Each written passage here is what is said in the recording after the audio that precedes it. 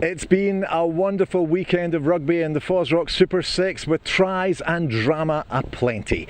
We're expecting more of the same here as the Southern Knights welcome Boroughmuir Bears.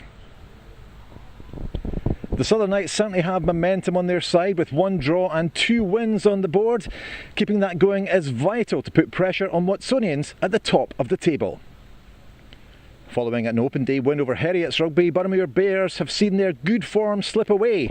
Back-to-back losses are tough, so they'll need to get back to winning ways here in Melrose this afternoon. So it's all set up to be a cracker with both sides needing a victory. Where else would you rather spend your Sunday afternoon than right here? Southern Knights against Boroughmuir Bears in the 4th round of the FOSROC Super6 kicks off in just under 15 minutes. A very warm welcome to the Green Yards for what is a beautiful day in a beautiful stadium. Chris Patterson's here, you're from Gala, so you'll understand the local dialect. This should be an interesting game though, both sides really need a win. Really interesting, another what you expect to be a really close game. There's so many close games, isn't there? Southern Knights have been the most consistent team for me, I think, can still improve absolutely, but have been really consistent in terms of coming from behind in that first game and managing a draw away at Stirling, leading, getting ahead and leading in round 2 against Heriot, and then resisting the comeback, and then really having to dig it out against Ayrshire Bulls here last weekend. Whereas Boroughmuir have been probably one of the most inconsistent teams. Started off with a win and then some skill errors, some execution let them down at times, but they have the ability to score open tries, fast tries, play open rugby. So yeah, on the artificial surface it should be a cracker. Let's look at the league table, shall we, because you can see how tight it is at the top now, and quite extraordinary as well, because if Boroughmuir get a win as well, they'll move themselves up there. And Watsonians losing yesterday, we weren't expecting that against Heriot, so they're just got a 1 point advantage at the top, and Stirling County of course moved to 3rd with their win, the first win of the season for them on Friday night there, and moved up into 3rd position. So it's all to play for today. It is, and we mentioned last week that you're almost getting towards the midpoint in the kind of regular season. This is round 4, the last fixture of round 4, and you can already see the top versus bottom panning out. Stirling's last minute win is so crucial, jumping right up from the foot of the table to 3rd there on 9 points. So this is a big opportunity with Watsonians losing yesterday for the Southern Knights to stretch the lead at the top, whereas Boroughmuir can still be in it. They've got 1 victory. If they win here, they're right back in the mix, and it's as close as ever. It's really exciting, it really is. But some changes as well. The Knights are their number 10 is dropped out. They've got a young guy in there, and Boroughmuir, they're struggling with centres, and none of them fit. So they're going to play an 18-year-old today. Yeah, Duncan Munn comes in, a Glasgow school guy who's we don't know much about, but it's a brilliant opportunity for him to come and play. He'll be opposite Craig Jackson, who's a stalwart really, if he doesn't mind me calling him that. He missed most of last season, in fact all of last season through injury, but he controls the game at second receiver for the Southern Knights. Very good player, so Duncan Munn, we wish him well. And then Jordan Edmonds moves into the midfield from the wing for Boroughmuir Bears, and he's one of the most threatening runners in the game at this level. Really strong, really powerful, so ironically moving in that 13th position may mean he gets his hands on the ball a bit more, and it'll be a handful for the defence. It could well be. It kicks off at 1:30 this afternoon. Let's get the thoughts of the coaches ahead of this one. Robert, I spoke to you when you were at Heriot's and you were looking for that win, and you got it and been playing well since then. Yeah, the Heriot's game was quite exciting, wasn't it? I thought it was a really good game as well. We started well, they came back into the game, and then we kind of ground out in the second half, so no, it was good. Kind of different game last weekend against Ayrshire Bulls, which is always really physical and gnarly almost, so it'll be interesting to see what Boroughmuir Bears bring this weekend, but look, they are very dangerous, and we're very aware of the individual threats that they've got. Absolutely, and you'll know of course Watsonians lost yesterday as well, so a win today puts you at the top of the table. Well, no, I thought that question might come, but look, it's the same old saying, we got to focus on ourselves first. But yeah, look, it does show how tight Super6 is. If you're not quite on it, the chances are you could get turned over. So we've actually just chatted about that as a squad, and we need to make sure that we do our job and do our jobs well. Now you went to change at 10 today. That fella had been playing well. I think he's the top scorer in the league. What's your thinking behind that change? Look, we've got a really good competitive squad, and I think if we don't utilise the squad, people get a little bit comfortable. So it's not about putting pressure on it. It's about just making sure that the players are always on their toes. Kami deserves an opportunity as well. He's only trained with us now for a couple of weeks, so the timing was probably right. Before it was Heriot's game, he'd only done 1 session with us. he had a full week's training before the Ayrshire Bulls game, and he done well off the bench, especially defensively. And look, he's a young prospect that hopefully can come good as well. So it's good for the squad, and it's good for the competition as well. And it is an exciting competition because you can go top. Obviously Stirling got their first win of the season on Friday night and went to third. It's like they're getting up there, and so it's amazing that it's such a tight lead. The games have been really tight as well. Yeah, I think the Stirling game on Friday night was excellent. It was really exciting. It's excellent for the Super 6 competition, and as you say, everything's tight. Look, we just got to focus on ourselves. We believe in what we do, and the group believe in what they do, and they've got to believe in each other, and we'll find out a little bit later how we go. We wish you all the best today. Thanks very much. Cheers, Biggie. Good man. So Graham, going into this one, you've not got the form, but you've certainly shown some endeavour so far in the last few games. Yeah, we got off to a very good start against Heriot, and we played really well in parts, I guess, in that game. We didn't back it up week 2, and then we were in and out the game last week. We gave Watsons too big a lead, but we have shown some really good parts about our game. But it's consistency, it's staying in the fight for the full 80, and that's really a challenge for us today against Southern Knights. Now you've got 4 centres unavailable today, so you think about picking yourself in 12 or 13? I think a long list of people before I would even consider it now. The game's moved on massively at this level. The guys are very physical, and it's not been easy for us this week, obviously with such an injury list. But it's opportunities for others. I'm delighted that Duncan Munn's coming into the squad. He's a young, talented centre. He trained with us during the summer, and in fairness, he probably should have been in our squad, because he's shown enough steel and enough metal. So today is a fantastic opportunity for somebody like Duncan to come to the fore and show what he's about. It's such a tight league. Stirling got their first win of the season on Friday night, and flying up the table as well. A win for you today would be a great thing, given how Watsonians lost yesterday. So it keeps it well open if you manage to get that win. Yeah, I think it is. All the teams are very strong on their day. They're capable of winning, or beating one another. So really, as I say, for us, our challenges are performing well as a group, and really we'll take the scoreboard will take care of itself, really. And it's about us putting a performance together to challenge Southern Knights today and take that forward into next week. And we've got a really big game against Stirling, who are have been very competitive throughout. Absolutely, and obviously the Knights have been going well the last couple of games. They've got a couple of wins, so they've got form on their side. I presume you've looked at them and looked at their strengths and weaknesses, yes? Yeah, I guess again, looking at ourselves really is the key thing. Southern Knights have proven to be a very good team. There's nothing to be unexpected about that. They've got a very good front 8, and they like to play rugby. It's a fantastic surface down at Green Yards now as well. So it's going to be a big challenge today, but we've just got to step up and give our best account of ourselves. And you're a Melrose man yourself, so you'd be wanting to get a win here for the team. Well, absolutely, yeah. It would be nice. Don't get me wrong. It's nice to get wins anywhere. To be fair, at the moment, it's just again, really working hard as a group to try and keep pushing forward, progressing, and hopefully competing at a higher level. We wish you all the best today. Okay, thank you. Southern Knights against Boroughmuir fast approaching, but on Friday night I had the pleasure of going to Bridge Hall to see a dramatic match. Let's look at the highlights of that one right now.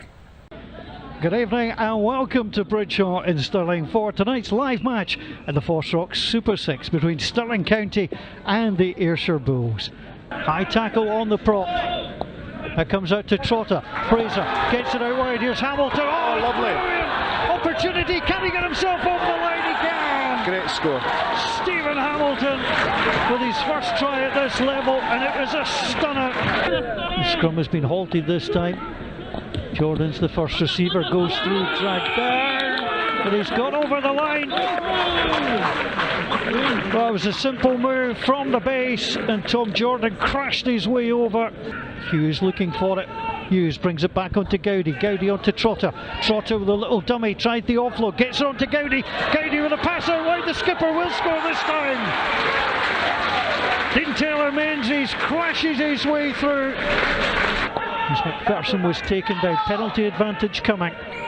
Sace waits for it, the referee's not going to hang on, it's a little give and go. Ward's gone through, he's short, spills the ball back, it's up and over the top it goes. And Ryan Sweeney may have got the final touch in on that. It's well taken again. Well, half of Stirling are there. Now they'll break, oh, the little dummy! That is beautifully done. Little bit of afters, but Stirling County have gone over.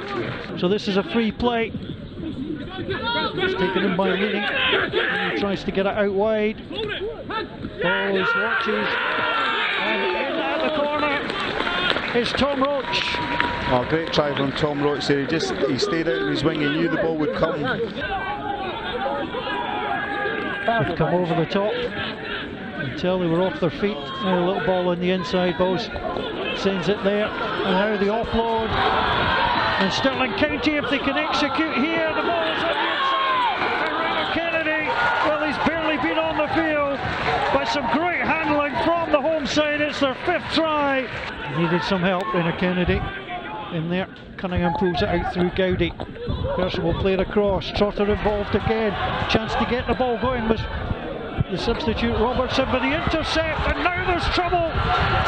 All the pace in the world. And it's terrific play from Matt Davidson. Davidson is going to go right underneath the post, and that is a dagger through the heart of Stirling County. They had this game in their hands, and it's been ripped from them. Delaney going in. The penalty has come. Playing the ball on the ground, and the script is for a kick to win. It is all or nothing. He's got it away well. He's given it a chance. Stirling County register their first win of the season. Well, it looked like it had got away from them through Matt Davidson. Sensational try late. Ryan Sweeney was pinged, and Craig Robertson kept his nerve to send the home crowd happy. Well, the Wallace Monument in the background. The full-time scoreline confirmed. 30 points to 28. A dramatic win for Stirling County, moving them up to 4th in the table. Southern Knights against Boroughmuir Bears is coming up live here after this break.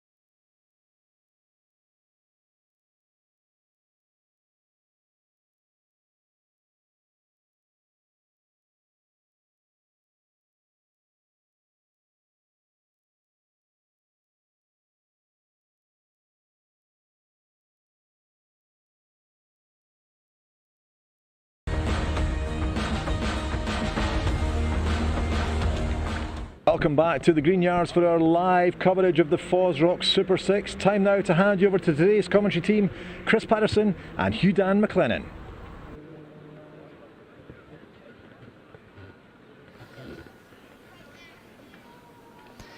With Heriot blowing the FOSROC Super 6 competition table wide open at the top yesterday, Southern Knights, unbeaten, could go clear with a win here at the Green Yards. Not quite top v bottom, but Boroughmuir Bears have to go back to week 1 for their only win so far. The team's Southern Knights, Cammy Scott, impressive off the bench in the last 2 games, comes in at 10. Baggett goes to the bench. Patrick Anderson's back on the left wing, and Bothwick and Ferry start in the back row. Tried and tested at centre, Boroughmuir Bears. Will Ingalls, his first start of the season at number 5. Kaleem Barreto and Tom Pittman are crucial at 9 and 10. Injuries and unavailability mean there are 4 centres missing.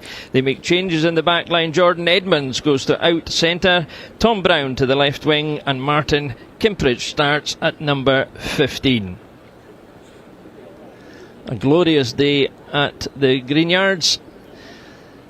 The subs benches thin on the Boroughmuir Bears bench, only 7 players named, but strength and depth in the Southern Knights squad, plenty to bring on there, with Jason Baggett utterly reliable with the boot for the closing stages if need be.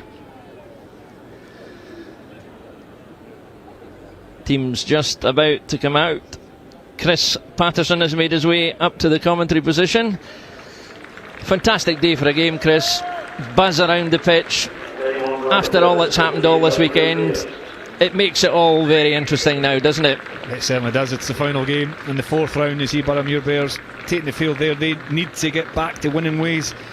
Obviously that win in the opening weekend, and then since then they've been dangerous with ball in hand. They've got an attacking edge, but their accuracy and their execution perhaps let them down. 2 players there, Tom Brown, Scotland internationalist, on the left wing this afternoon rather than at full-back, and Kaleem Barreto just behind him. He's been impressive in the opening 3 weeks. So the Bears are looking to find winning ways, whereas the Southern Knights, led out by Craig Jackson, they're a very consistent team, have played well week in week, have answered all sorts of questions and challenges. 2 home games in a row coming up with the victory here last year against Ayrshire Bulls. They'll be looking to continue those winning ways and stretch the lead at the top of the table. They certainly shook off the rustiness I saw at Stirling in the first game of the season, Chris, but the table doesn't lie. You mentioned the inaccuracy. Too many unforced errors from the Bears. That's going to be key today. If they can iron that out, they've got a chance. Yes, that's for me, that's the thing they need to iron out. They've been really dogged and really fought hard in games. The first half away to Ayr, they were almost out of the game completely, but then stayed in the fight. And it's similar last week against Watsonians. They fell behind early on but stayed in the fight. I believe they'll have to do that this weekend as well if they do fall behind. Southern Knights will be looking for a fast start, but as I say, a very consistent team, the Southern Knights, and it's all set up. Referee David Sutherland poised, ready for action. The traditional green colours of Boroughmuir Bears get the game underway, playing from left to right. Southern Knights in their white strip. Ball is inside. Fantastic day for rugby here at the Greenyards, and a good sprinkling of locals have come to see the action, see if the Southern Knights can make it to the top. There's only 1 point between them after all the action over the weekend at the top of the table. The Bears keen to move the ball early, way out to the left hand side. Bringing it back in, Barreto. Craig McKenzie on the charge. Barreto again. Pittman.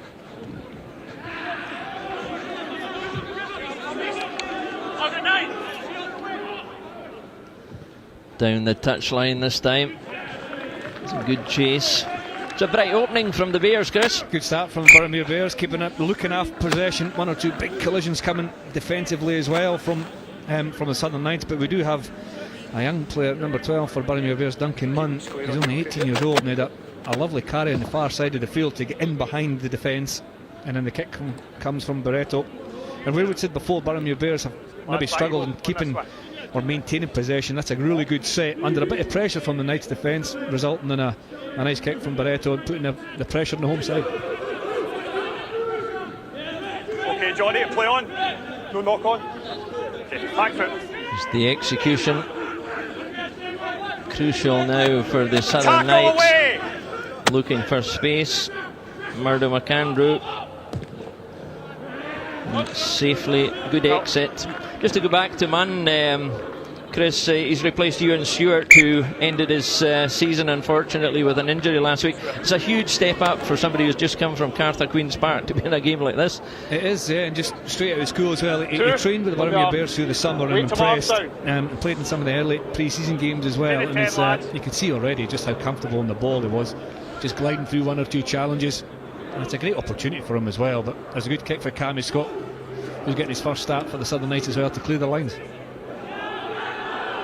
Well, lots of toing and throwing and just taking an age there to get the line sorted. And David Sutherland, you get it in quicker. he wants it quicker. Right. For me, there wasn't a dummy. It was a bit messy, wasn't it? You guys jumped Not early. a great start. He needs to be quicker. 3 dummy throws, 2 jumps, a shuffle and the ball comes in. But please, White on the front. I know you're not on Twitter, Chris, but there's a 4-year-old has been stepping in to tell players to get on with it on the kicking, and I think that 4-year-old needs to get stuck into the line out now as well and give us a comment or two on Twitter. Again, it was Duncan Munn that won the loose ball. Barreto, short ball to Will Ingles. First start of the season for him as well. Barreto, he's got a penalty coming against Daniel Sudden. Lingering with intent there. Barreto again is very busy, asking the question of the referee all the time. Are we out far side? They've got a penalty advantage coming. Barreto again, winning co-captain. And fumbled in the middle, and they'll come all the way back for the penalty here, which was against Sudden. Yeah, it's an offside penalty against Southern Knights, and this is exactly what the away team Boroughmuir Bears will want. Maintaining possession in opposition territory, applying more pressure. Southern Knights, it was a scruffy line-out by the time it came the second time as well. A relatively simple call here. Will they take the points after the pressure get on the board? That be your favoured call? Well, I don't see it as a simple. I would opt to take the points, but we've seen more and more teams, up for the corner. I see Tom Pittman line at the corner. And you get a feel on the field about the momentum and when you need to strike, when you need to get the points. And Boroughmuir obviously. Well, they fancy it. Got that. Feels if they've got that. I mean, all the games been played in this territory. It's important now that what's on the ground, both Craig sides. McKenzie finds his man in the line out. Boroughmuir Bears perspective, and they can capitalise on this pressure. Ball! The first part of the job is done. McKenzie has the ball, trundling on. Barreto.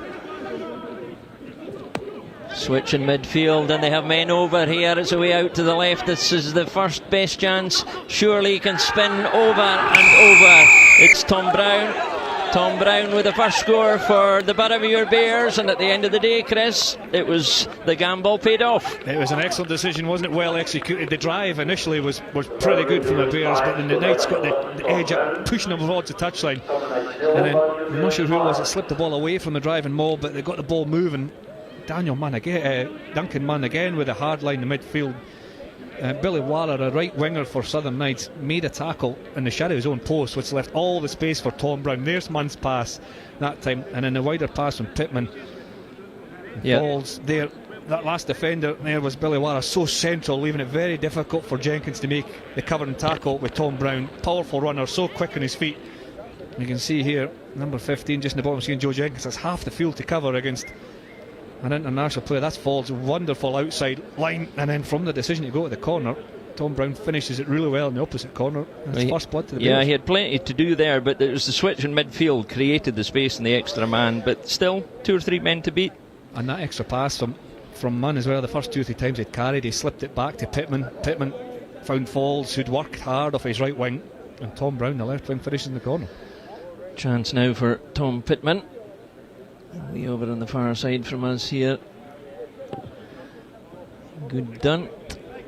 But he's put it across the face of the goal. I don't think there's much looking at the trees. There's no breeze to speak of, and that would have been a comfortable start if they could have added the 2. But anyway, 5 really points to the good for Boroughmuir. Good try, well driven in the line out, and then that passing it, shifting it away at the right time, getting that extra pass, and Tom Brown does really well, doesn't he? He beats 3 players. Say Jenkins had a lot of space to cover. Tom Brown did really well. As Barreto gets his kick away just under a whole heap of pressure from the kick-off, but does find touch. Well, questions being asked of Southern Knights immediately. Just 5, 6 minutes, 7 minutes now into the game. It's Kevin Barreto who fielded the kick-off, and just as he was clearing the touch, he was hit simultaneously. Perhaps winded. And he lost his footing at the same time as well. I think we're having another look here. Yeah, he slipped, yeah. Did manage to get the kick away. He seemed to be going down all the time, so... I think that shot tells us what the problem is. Had a similar event yesterday in the Shinty Cup final, which had to be covered by a long discussion with my co-commentator about something else. Get it halfway, lad, halfway. The pictures don't lie there. Nope. Mackenzie again. Boroughmuir Bears this time struggling to get it away. Just a bit untidy. The Knights challenging well there, and again on the ground Barreto. Dancing, taking a short line through. Seems to have recovered his wind. Leave it.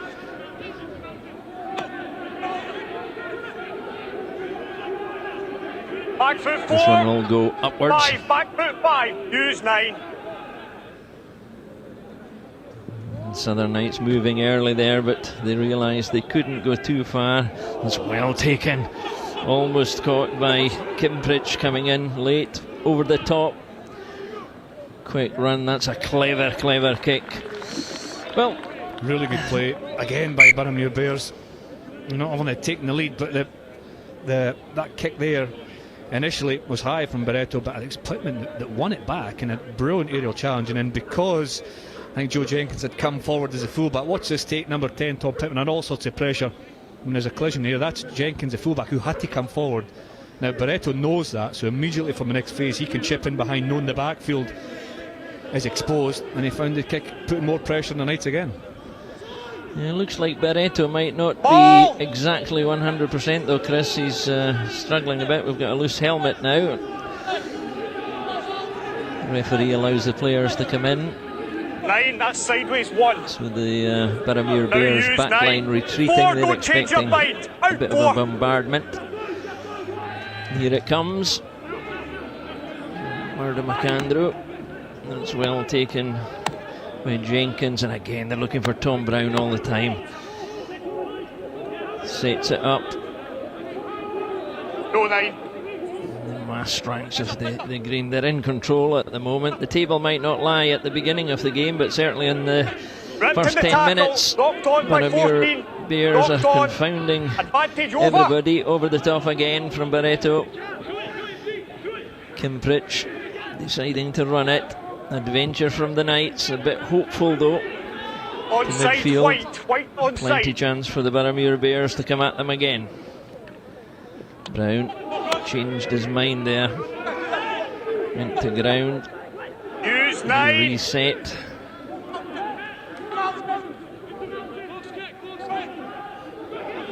Good one, thank you, 1. Use 9.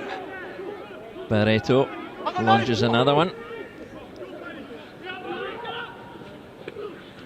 Backwards from White. Won by Boroughmuir Bears.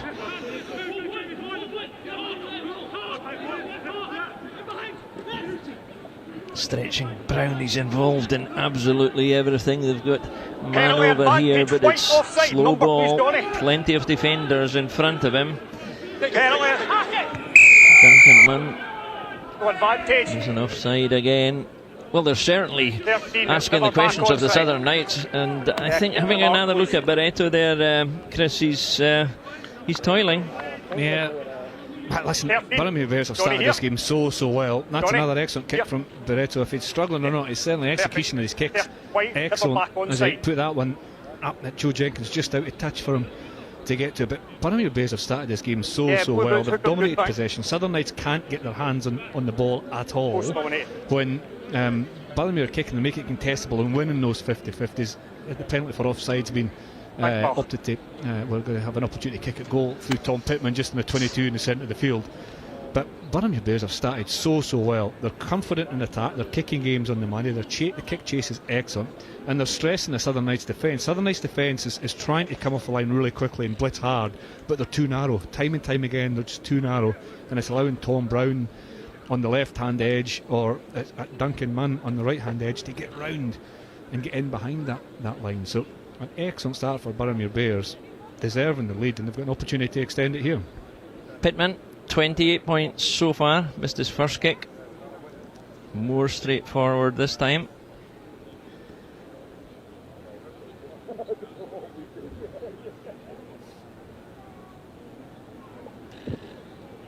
Just a little chip over, a little flick of the boot there, no problem. So that gets him over 30 points for the season, and that's 8 points to the good now. Boroughmuir Bears, Southern Knights 0, Boroughmuir Bears 8. And we've seen 2 or 3 fixtures in the FOSROC Super 6, teams having a lot of territory, having a lot of possession and not getting the points advantage. Boroughmuir Bears have done both. On their way again. Some adventure here. They have opened up the Knights. That's a tremendous run from the 22. And again, Barreto, new options. Pittman switches it again. They've got Spearman. Huge collision in midfield. No surprise there to see the Boroughmuir Bears. I think it's Munn, in fact, has taken a big hit in midfield.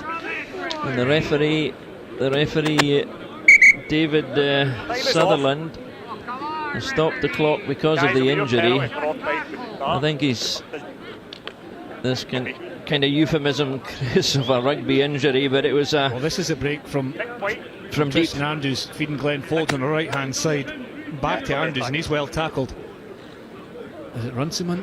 Was it Daniel Sudden? And then after that, Boroughmuir moved it from right to left, and the blitz defence I spoke of just before, Billy Wara, who's got 1 or 2, his timing just wrong so far, got his timing just right there, and he came in and thumped Duncan Munn. This is a break save. We're going to run it through and see the tackle afterwards, but this is Boroughmuir Bears after going 8-0 up, winning the kick-off and right back on the attack again. That was a tackle there from Sudden, and they move it all the way across. And because Boroughmuir Bears are in the attack, they've got a right winger, Billy Wara, comes in and thumps Duncan Munn. We need to have a look if he gets arms round in the tackle. I think he did. It's a massive collision. Yeah, he came in a long way. It's a risk, but he got his timing right there, and I just hope Duncan Munn's okay. Well, it may be that the referee would just take a view on it over time once he sees that the player is okay. Couldn't quite hear what the referee was saying there. Yeah, I think because it was such a high impact collision, I think the distance he came, came from distance. It did look as if he tried to wrap his arms Billy Wara. Now it's brave from Duncan Munn. We'll have another look. It just happened so quickly. That's a long pass again, trying to get to this outside channel. Does he wrap his arms, that right arm? I mean, dubious, borderline.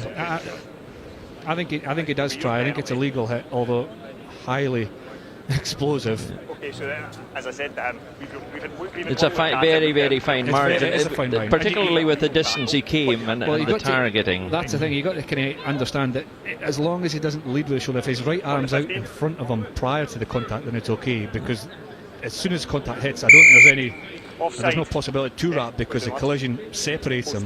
We'll just have another look at his right arm, Billy Wara's right arm, the white number 14, to see if it's outstretched prior to contact. You can't tell from that angle. Yeah, it's the wrong side. Yeah. The left arm was good, but anyway, the referee has allowed that, and he's gone back to the penalty for the earlier incident, just a bit to our right here, and it gives Pittman another chance. We've spoken about that blitz defence, or that rush defence from the Knights. It puts a lot of pressure on that edge defender, that edge decision maker. Again, that's tackle is happening almost centre field, so there's a lot of space if you can get over the top of that or get outside it. But Billy Wara got that one just right. We've got a perfect view of this from behind Pittman. Concentration. And he's drifted it just to the left. Just to the left. That's certainly his first kick was eminently kickable, but that one was almost a banker, Chris. He'll be disappointed with that one. Yeah, disappointed to put his mind in focus. on the next one, the 22 for the Southern Knights. Southern Knights just need their hands in possession. They need to try and wrestle control or some element of control back, whereas Boroughmuir Bears, well, they continue doing what they're doing as Andrews attacks again. They just can't get their hands on the ball, the Knights, at the moment. That's the problem. Certainly Andrews is coming back into the game, and Tom Brown way out on the left has been given licence to roam and to get involved. They're trying to get the ball out that far left hand side all the time, and it's paid dividends with the early score. And again, oh, it's overcooked that time. It'll have to come all the way back. But they're playing with adventure. They're playing, more importantly, I think, with composure. They are, and that's the right decision from Martin Kimpich there. It's just execution was just too heavy. We could see that time that the wide Southern Knights defence was better. It was further out. It was putting pressure on the Boroughmuir Bears attack, but the space was in behind. It was just carried too far out of touch. And this is the opportunity we're looking for. We're saying from a Southern Knights perspective, they need their hands on the ball. They need to try and control the game or influence the game, because they haven't been able to in the first 15 minutes. So here's an opportunity, a set piece just on halfway for them to win possession and apply some pressure. Rennick with the ball to the tail. Oh, in midfield. That's a poor execution there. Alan Ferry, ball probably too near his toes to give him the benefit of the doubt. Yeah, and it'll frustrate the Southern Knights coaching, well, all the players and the coaches, because that's one of the very first opportunities. And the line-up was well executed. The throw to the tail from Fraser Rennick was perfect. Off the top, when you get an opportunity to get your back row running into the midfield of Boroughmuir Bears, but the pass from McAndrew just fell short, I think, for Ferry to take. On the flip side, it's perfect for Boroughmuir again, playing away from home, forcing errors from the home side. A wonderful opportunity to attack a centre field scrum against a rather narrow Knights defence. They've loaded the left hand side, the Boroughmuir Bears. He's got 4 that side. He's got a nudge on, and he's gone left predictably, and the Knights are having to recover. Oh, again, another huge tackle from the number 14 there. He's come in hard. Again, Billy Wara is going to have to tread very carefully, get his timing absolutely spot on. Knights running from defence, good cross kick. That's a beautifully weighted kick to the winger. Patrick Anderson had no room to manoeuvre, he took it well. Whether they can recycle it, it's a bit static. Come on, never on ball off. Ball is available. McAndrew. You're holding him in. He's not on the ball. Bit of afters off the ball on the floor. Barreto goes out, for broke. Out. All onside. And he almost got it, but it's broken for the Southern Knights. Can turn that into something here. Scrum advantage white. Again, slow ball though. McAndrew tries his luck. That's well taken. There's just a bit slow getting back. Oh, an interception here though. McAndrew, wasn't it, just reading Barreto's pass? Just read what was happening. It was a bit obvious. Now they have their hands on the ball. They can just string a few phases. McAndrew out to the middle. Craig Jackson, skipper, they've won a penalty. 12. Offside. David Sutherland makes the call. 12 green offside. Well, better from Southern Knights' perspective. Again, this is another perfectly weighted box kick from Colleen Barreto. It almost gets on himself. What's perfect about it is the fact that he's making Joe Jenkins travel so far to attempt to catch it. It's almost fallen in that no man's land, and he'll be frustrated. Barreto, he didn't get a hold of that himself. Southern Knights, having controlled a little bit more possession, have come up with a penalty that Craig Jackson's going to line up at the post. But there's so many good pieces of play in that phase. You mentioned that Billy Wara was pretty lucky, I think, to escape from another late hit just as the ball was moved from his channel. It's because he's getting stressed in the outside channel. But I must say, Cammy Scott skipped back, picked up the ball off his own line and started a counter-attack. as Jackson snatched at that, has just gone left. I was just going to say, Craig Jackson's influence in the attack after Cammy Scott picked up was excellent. A crossfield kick, and it gave Knights some attacking possession, but that's a poor kick for somebody of his quality. I think he rushed that. He just didn't seem to take his time with the drawback and just rushed it, and he put it left of post. Yeah, he'll put that right. Yeah, as long as you stay outside the 20. Sometimes it's just a net effect of not having any, your sides not having any influence in the game, just rushes everything a little bit. And it's taken them nearly 20 minutes. And that's virtually 20 minutes to get into that and that's scoring area. That's another kick that'll frustrate Southern Knights. Really easy for Barretto inside his 22 to mark that under no pressure. I think McAndrew was looking for the corner, maybe perhaps even a 50-22, just kicking from just inside his own 50-metre line. That's a good clearance, safely delivered. They look a bit out of sorts, the Knights. They do, which is really unlike them. Again, it's difficult to see because they haven't had possession, whereas Boroughmuir are managing this game really well. Their kicking game especially, and their kick chase game is excellent with Boroughmuir Bears, whereas I think Southern Knights just need to calm down a wee bit. They just need to try and get their hands on the ball when they do kick, make it accurate, get the chase right. The defence has been stressed because Boroughmuir have A, had so much possession, but B, mixing it up really, really well. Rennick again, long option. McAndrew out to the middle to Jackson.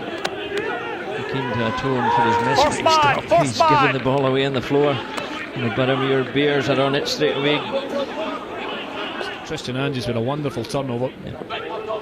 Eggman's managed to get them away, but it's given the Knights time to clear. Should have called that. Well, we've got a whole string of people to our left here who didn't catch that either. That's because it bounced off the roof. We're enclosed, although just came through the roof at one point. A good kick by Joe Jenkins, really, but again, frustrating from the Southern Knights perspective. A set piece move. Craig Jackson does all he can. He half beat that first defender, present the ball, there's no support, and as quick as a flash, Tristan Andrews is in winning the turnover, and then Boroughmuir Bears go to the kicking game again, another kicking game towards the corner, which Jenkins has to put out, and where Southern Knights had a possession of the line out just 30 seconds ago, but Boroughmuir Bears now have possession in the same position. You're just looking at Tristan Andrews in midfield. He's hobbling badly. Here he comes. He's the backup to this surge. It's a good tackle, but I think he's done his left ankle. That was touched mid-flight. Chance to break, but some of the tackling the intensity's upping as the game progresses, getting into the rhythm of things. McAndrew. This time Jackson, I've seen them do that regularly where Jackson comes in. That's a beautiful bounce, and he's managed to get all his angles and all the new rules right and get the right bounce. So yeah, that was an excellent kick from Craig Jackson. Just a bit of experience that's needed. A long kick from just outside his own 22, taking the play up to Boroughmuir Bears 22.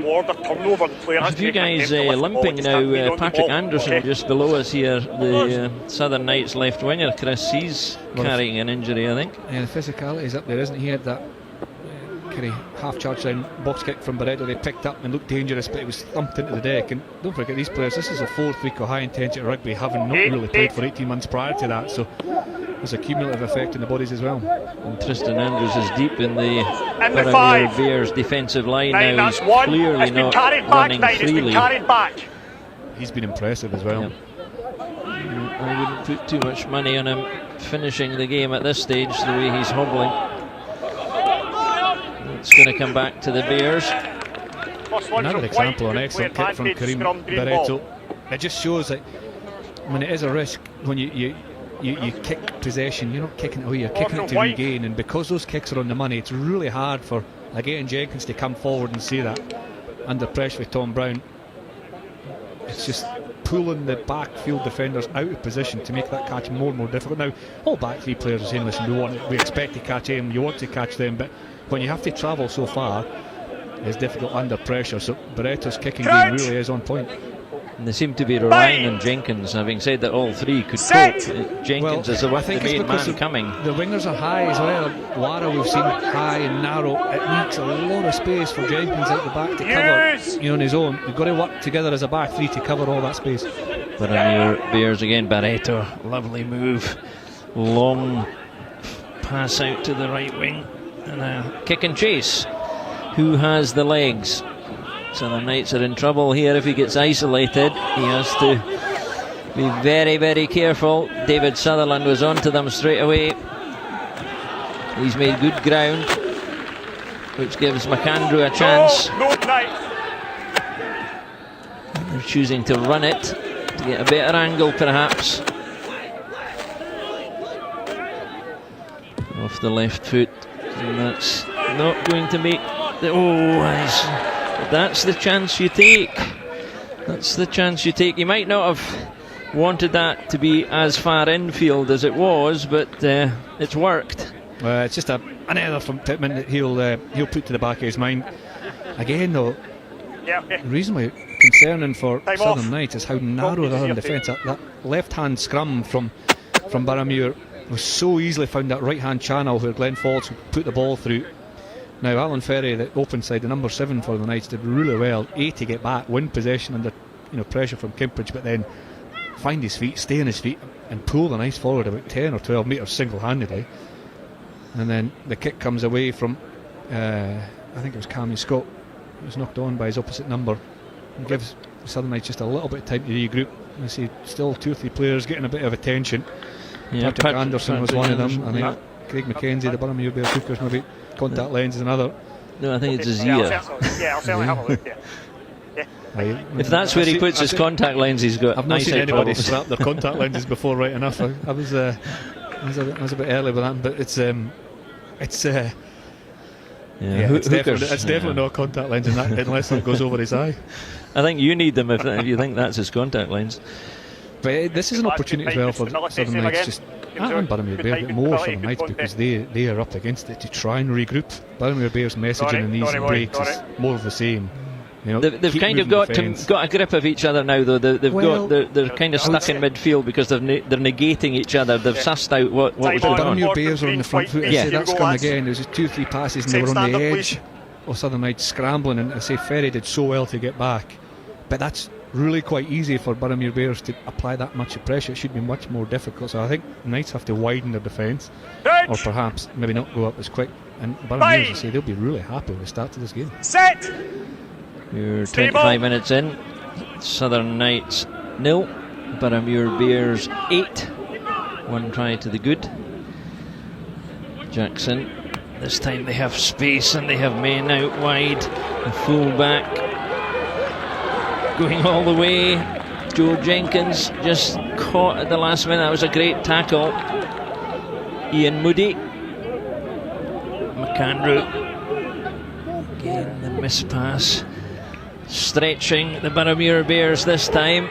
There's a gap appearing here. He'll go all the way, and he has done, because he's transferred the ball to Jackson, and Jackson's gone over the line. That's the composure that has taken them to the top of the table, and for the first time they've managed to break the Boroughmuir Bears defence. It's a good score. It's a brilliant try. Under pressure, really nothing going for them at all in the opening 20-25 minutes, and in the from a set piece scrum on the left hand side, pull out a try like that. Set piece try, excellent execution to start with. Craig Jackson involved with the distribution and then getting wide. That's a pass there. It was Jenkins with a break after Godsmark's pass, and then it comes all the way back. That's Borthwick, who was hanging out there. They say it's a set piece move because he came out the scrum and then stayed there, knowing the ball was coming back to him. Great piece of play where he drives through the contact, gets offload away, and it's Craig Jackson who finishes it off. So from one side of the field to the other, that's an excellent try from Southern Knights, and they needed it because they've been up against it. But there's the composure, skipping through the first tackle, winning the space in the second, and offloading to the sporting Craig Jackson. It's almost like a wing forward there, following the ball. He's had a chance again to get 2 points, and he's not got his shooting boots on, unfortunately for him and for the Southern Knights, but they're on the board. Southern Knights 5, Boroughmuir Bears 8, and we're 28 minutes almost into the game. Yeah, we just said before that Boroughmuir Bears got on the outside of the Southern Knights. The Southern Knights replied, getting on the outside of Boroughmuir's way, stretching the defence, and said it was a set piece move because Harry Borthwick came out of the scrum, stayed there, knowing the ball was coming back to him, and although Craig Jackson missed the conversion, he was instrumental with his handling and his distribution in that place, in that phase. Ewan McLaren has tidied up the kick-off, taking the ball to ground for the Southern Knights, who will, I fancy, step up the pace from now. Godsmark, it looked like he had picked up a knock just at the end of that previous passage of play, but seems to have run it off. Looking to get Billy Wara into the game, but there's no need to when we've got this galloping surge from midfield. He could go all the way on his own.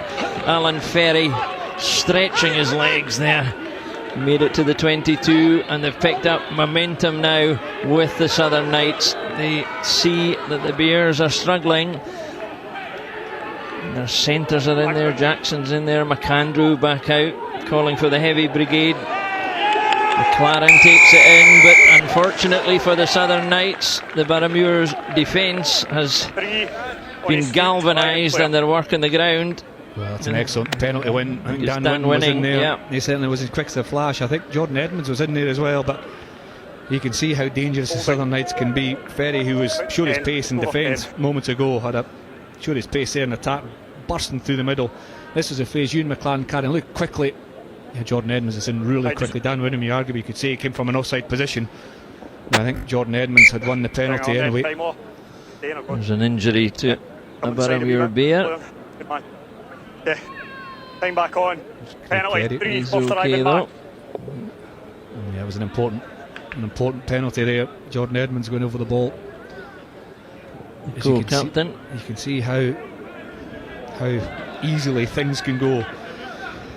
Again, like from going against Southern Knights to being in their favour. Yeah, Sutton had a carry. There was a fluidity to the movement that we haven't seen in the previous 25 minutes. They just haven't been able to achieve possession. that. They've had possession, which is a obviously the most determining factor. They do take care of the ball when they have it. Boroughmuir Bears now have it though. Craig McKenzie. And the 5.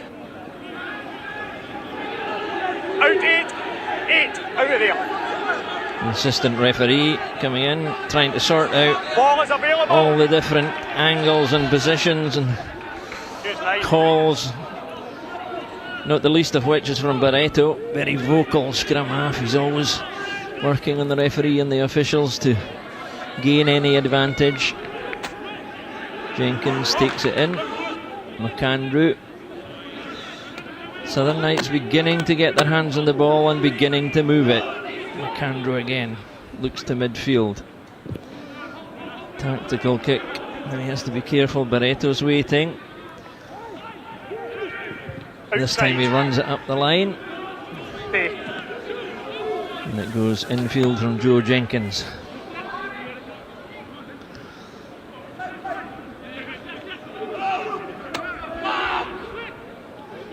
And again they have extra men. Oh, that's a good interception by Barreto. Again, he read that beautifully. Frantic stuff. Off your feet 4. Off your feet 4. But slow. It's unplayable. The referee thinks it's going no further. David Sutherland. I think the players were pretty happy with that decision. So. You say frantic period of play. About the kick, and a nice kick from Cammy Scott on his left foot that was well covered by Barreto, and then almost both teams almost breaking free on a couple of occasions. I must say Duncan Munn, the young centre, had a couple of cracking cover tackles there as well on Patrick Anderson, who's looked dangerous. And then I think everybody just run out of puff over there. The ball was stuck at the bottom of the... They weren't exactly crying for help, but there's a few guys with their hands on hips at the moment. Munn for one, I think he's socks around his ankles there. I think he's realised now what it's all about. This is an opportunity as well for Boroughmuir Bears.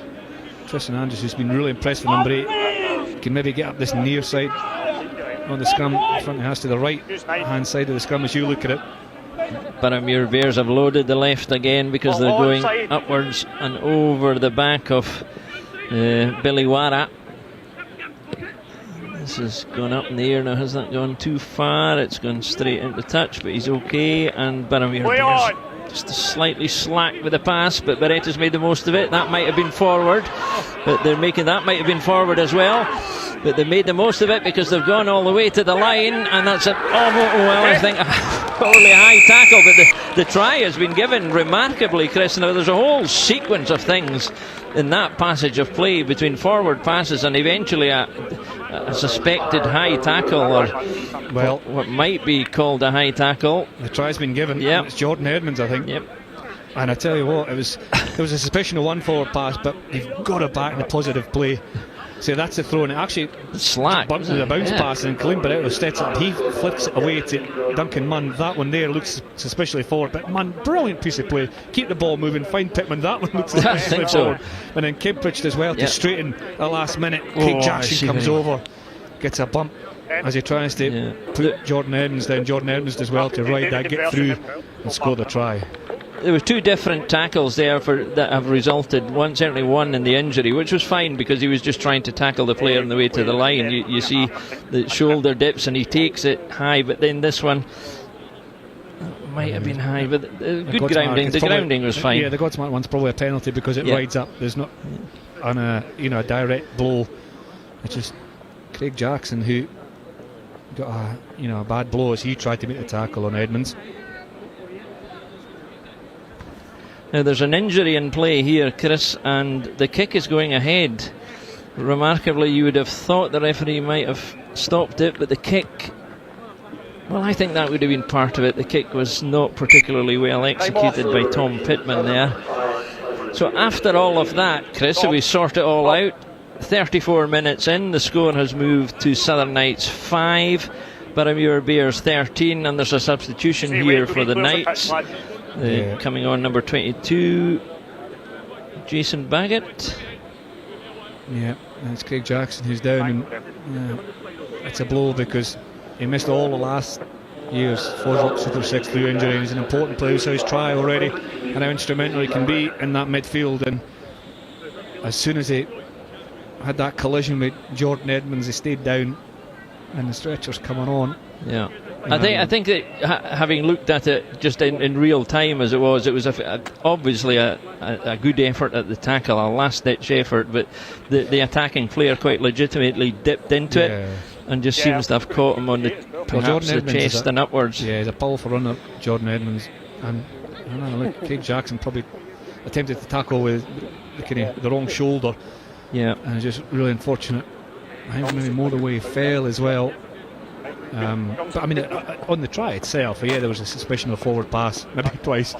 But the endeavour to take the quick throw and to move the target. Do you think it was a bounce pass or a careless pass? The bounce pass always works, and nobody ever plans on the bounce pass, but they often work because it puts the defence on the heels. They stop to think it's a mistake to stop. Barretto again, it's quick as a flash into it, but the pass from Duncan Munn to keep shifting the target back to Pittman was excellent, and then Kimbridge followed on. Here we go. And then Edmonds goes. So this is it, the intent to get the ball in play. I mean, it isn't meant to hit the ground, but as it stops, as it bounces, you see there's a split second. Barretto gets it. Watch this pass here. As soon as he knows he's under pressure, move it away. That's forward. That's possibly forward. And then Kimbridge as well to straighten up on that second last defender. And there's a collision there. I think it might actually be his knee or lower limb on Craig Jackson. He's reached out for it. But the power of Jordan Edmonds, and immediately, you see, he signalled there immediately on the ground. He raised, he called for help straight away. And just trying to remember, it was a leg injury that put him out, wasn't it, for such a long time? But we're maybe being harsh on the Boroughmuir Bears for the forward passes. I mean, you play what's in front of you and you go for it. And the attacking intent's there. Yeah. And we said that before. The ambition and everything. Intent, I think should be awarded. It's great. I mean, it's one or two of them did look suspicious for it, but as I say, the ability to get this pass away, the mindset to attack space, to keep the ball moving was excellent. So Dan winning there as co-captain, he'll be happy with the start. Let's have we've got time just now while they're dealing with the injury, Chris. It's well worth looking back at this because we've had a series, we're week 4 now, we've had a series of fantastic finishes, particularly in a lot of the games, but I think this weekend's put the icing on the cake, hasn't it? I mean, that Stirling County match. Yeah, it was an excellent, some really good tries in that game. Stirling County had 5 tries, and looked reasonably comfortable at one point, and then Ayrshire Bulls came right in, the interception for Matt Davidson put them ahead with a minute to go, but I can't remember if it was Dale Menzies or that won the kickoff. Whoever it was that won the kickoff back for Stirling when the clock was going into red was brilliant, because they kicked off short, they won it back, and that allowed them to keep possession and not only win the penalty, but then for Robertson to kick it, who's just fresh on his second game, 45 metres out or 42, 43 metres out under all that pressure, and the net effect of that win for Stirling takes him from the foot of the table to sitting on 9 points at the top end. That's how close the FOSROC I noticed he tweeted afterwards, sometime after he had recovered, I think it might even have been last night, I don't ever want to have to do that again. He will with that outcome he will. And then yesterday's was the an upset for some in terms of Watsonians at the top of the table, and there's the implications. But I mean, Heriot's are a quality side, and they can strike and score whenever. So the Edinburgh derby went the way of Heriot. Watsonians will be frustrated with that, but then look at Boroughmuir Bears here, who are sitting at the foot of the table at the moment, but are and in a position as it stands, they would jump up. Well, if it's a long way to go, but if that was reflected in the outcome, and after a series of 4, but if they're close. I mean, the games are close, and this is next week. I mean, what would have been the top of the table clash? Certainly before yesterday, Watsonians versus Southern Knights on Friday is a big game. 5-day turnaround for the Southern Knights, which is an influence. Well, Ayrshire Bulls are back at home against Heriot on Saturday, and then Boroughmuir Bears do the 7-day turnaround home to Stirling County. Now Stirling will be obviously far more positive after a victory, and the way things are looking. They needed that. Yeah, they needed that. But as I said, they jumped up to 9 points with that 5 point, that bonus point victory is. Well, unfortunately, Craig Jackson, the Southern Knights captain, is being taken away on a stretcher. We're pretty sure, I think, that it's a knee injury. I think his right leg strapped, in a splint, and it's just. So I mean, he's an influential player. He's a really good player. He's an influential player in person around the club, captain, and you can see that the touches he's had so far that have been influential in the game itself. So it's so sad to see, especially with the kind of stretch of injury he's just recovered from. But we wish him well. Well, that's not pleasant for anyone, and it's liable to affect both teams, because nobody likes to see that happening. But we are where we are, and we wish him all the best in his recovery, and hope that the injury isn't as serious as it might look at the moment. But anyway, the Southern Knights have made the replacement. They've brought on number 22 Baggett, who is both Jason Baggett and Cammy Scott, who started at 10, can play 10 and 12, so it'll be interesting to see. But they've mixed up anyway. They've done that with Craig Jackson. He often appears as first receiver, so they're well used to changing their personnel in the back line. So it looks, we reckon we're still on target for 6 minutes still to go. We're still in shinty time there. Some big hits going in, and again Southern Knights have responded. There's Angus Runciman with a big tackle on Andrews, who's been penalised for holding on an excellent kick right off the bench. He picked his target. He picked his target, one of the biggest and most influential units in the Boroughmuir Bears team. So they're signalling their intent now, going down the line. Baggett is calling the shots, and he's going down into the corner. Well, it was an excellent kick up for Baggett, loads of height, pinpointed exactly where he wanted to land it, given the chase enough time. But you want somebody Angus Runciman to almost immediately hit man and ball, as Andrews was then penalised for holding on.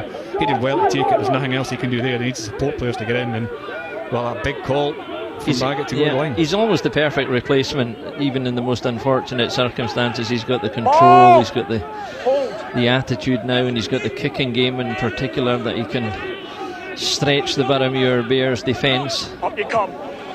They're shuffling towards the touchline at the moment. Here it comes though. Baggett's on his shoulder. He's gone in.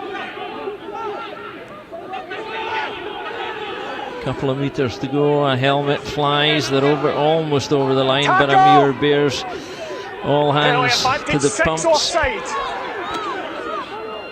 And short there, the whistle's gone, so the referee's taking them back. No try. And he's given them the penalty from earlier in the sequence. Well, it was Fraser Rennick really close there, didn't he? Now this is one of the big debating points about, and the change in the laws, Chris, about the big charge from 5 metres. Well, they go back to the line. I think the last line, keep an eye on him just in case they do something tricky. The bag is popped in. The last line, it had so many players in it, and now Godsmark at the front of the line, so they were short of numbers when the ball did come out. But Fraser Rennick got really close there, just almost there, but I'm not sure who the Boroughmuir Bears defender was, but saved the try. We're coming back for the penalty. And the referees had a word. You can see the right hand side, 14 and 13, the front of the line. It's 2 backs there. Yeah, they've loaded it and they've dropped to the right hand side. In the 15. This time the Bears have got a better surge on. That's 1. And Canberra's been told there's one movement. They're still edging. They've got a good rhythm going now. They've driven closer. They need it back now. They've gone over the line, but I suspect they're being held up. They're certainly short, and the referee's giving them. There you have it. There you have it. The Boroughmuir Bears have won that particular battle. Well, the Southern Knights had a good position in that maul. I think they'll be a wee bit aggrieved whether that was pulled down by Boroughmuir Bears or it was taken down by the Knights. And the Knights had a perfectly well set up maul driving towards the line. We'll have another look to see how it does fall. If it does drop, I mean, there's a Boroughmuir Bears brought that down. I think the Southern Knights will be a bit aggrieved. And they were warned. The referee had a word with them before that. He had made a point at the line out of threatening them, I suppose. Well, it must have been short of the line as well, because we've come back for the scrum rather than the goal line drop out. Yeah. We'll have another look from here whether it is that tackled by the Boroughmuir. It does look like the far side there. The Boroughmuir Bears have brought that down. Southern Knights will be got away a with a wee bit annoyed about that, but the Boroughmuir Bears, they're showing this fight in all the games. And certainly they've added an attacking quality again this afternoon, or consistency again this afternoon, but they still have to defend this scrum 5 metres out. I like the way Tom Brown arrived about 3 minutes late there to lend his weight to the effort. Made the difference. Yeah. Loreto. Here he comes. Big Tristan. And again they've won a penalty. 5 metres out. Yeah, it's not rolling away, isn't it? Yeah. So I think it's Ian Moody not rolling away. Yeah. It was actually a really good tackle by Ian Moody. Tristan Andrews was forced wide in that number 8 pick. He couldn't go direct to make ground. He had to go laterally, and Ian Moody made the tackle, and as he was trying to drive him back, he got caught, and didn't roll away. Well, that was a big kick from Pittman because he was right under the post, so he had to make good ground. The first thing he had to do was make sure he was safely in touch, which he did. Melrose Midgets retrieving the ball over the far side there. This is an important period of the match, just before we head into half time, in terms of the momentum of the game. If Boroughmuir Bears can clear the lines, or if Southern Knights can strike. It's well taken in the middle of the line by Will Ingalls. Use 9. They'll have one eye on the clock. It all depends on how the injury time is being played out here. Whether that clock we have is exactly the same as the referee. We think it's 10 seconds. That was intercepted in the air. It's come back to the Southern Knights, and they have a chance here as the clock runs on. Baggett, loose pass, may work. Hacked on. Oh, there's some shirt pulling there. Backwards. The referee has given a penalty. I think he spotted it. They come again. Sutton with the initial charge. The hooker Fraser Rennick, he was my man of the match at the Stirling match, hasn't quite covered every inch of the ground. Baggett launches another one. Oh, yeah. And he's kept, no, he hasn't kept it in play. That was a remarkable sequence of play, and the clock has beaten him. The referee has beaten him because David Sutherland has called for no side at half time. With a flurry, the Southern Knights attacked, and Baggett launched a huge kick up into the air, and then it almost fell into the hands of Billy Wara, who did his best to send it back, and he may have twisted his knee in the process. But that's taken us to half time, where the score at the Green Yards is Southern Knights 5, Boroughmuir Bears are 13.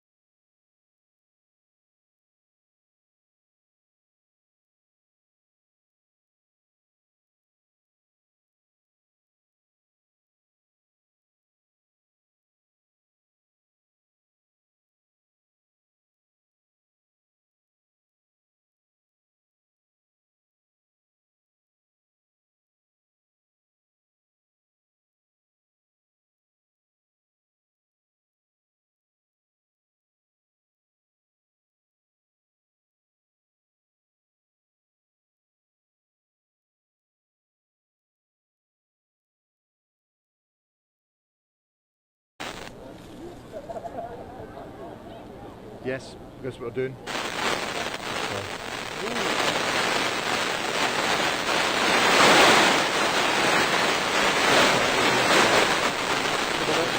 Yeah. The replay, yeah. That's Barreto. Quick missed, yeah.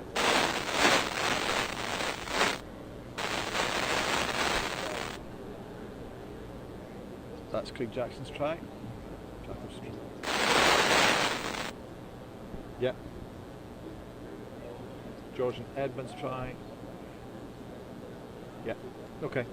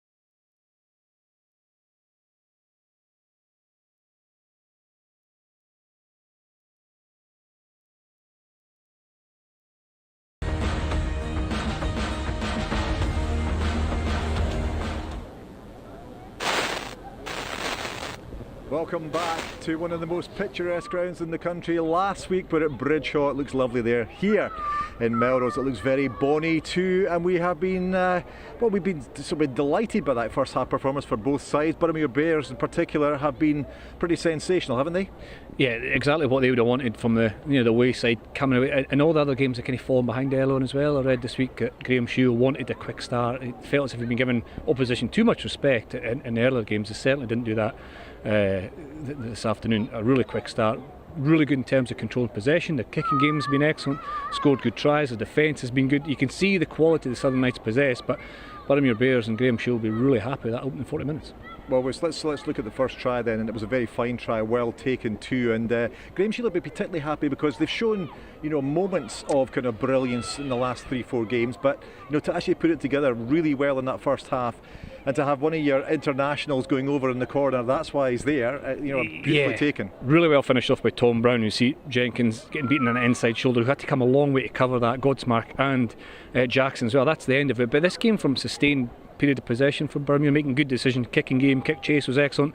Got them in the right area of the field for the opening 5-6 minutes, and then the try came after that. We spoke about Billy Rawara, the right winger there, having to make that rash decision in defence in midfield. That means there's 25 metres for Joe Jenkins to cover outside against the hot step and Tom Brown. Really well finished, well managed, well kind of manufactured from Boroughmuir's, and well finished. And that was Beretta, who's been outstanding, just losing his footing, but another example of winning the kick-off and then getting, clearing your lines right away.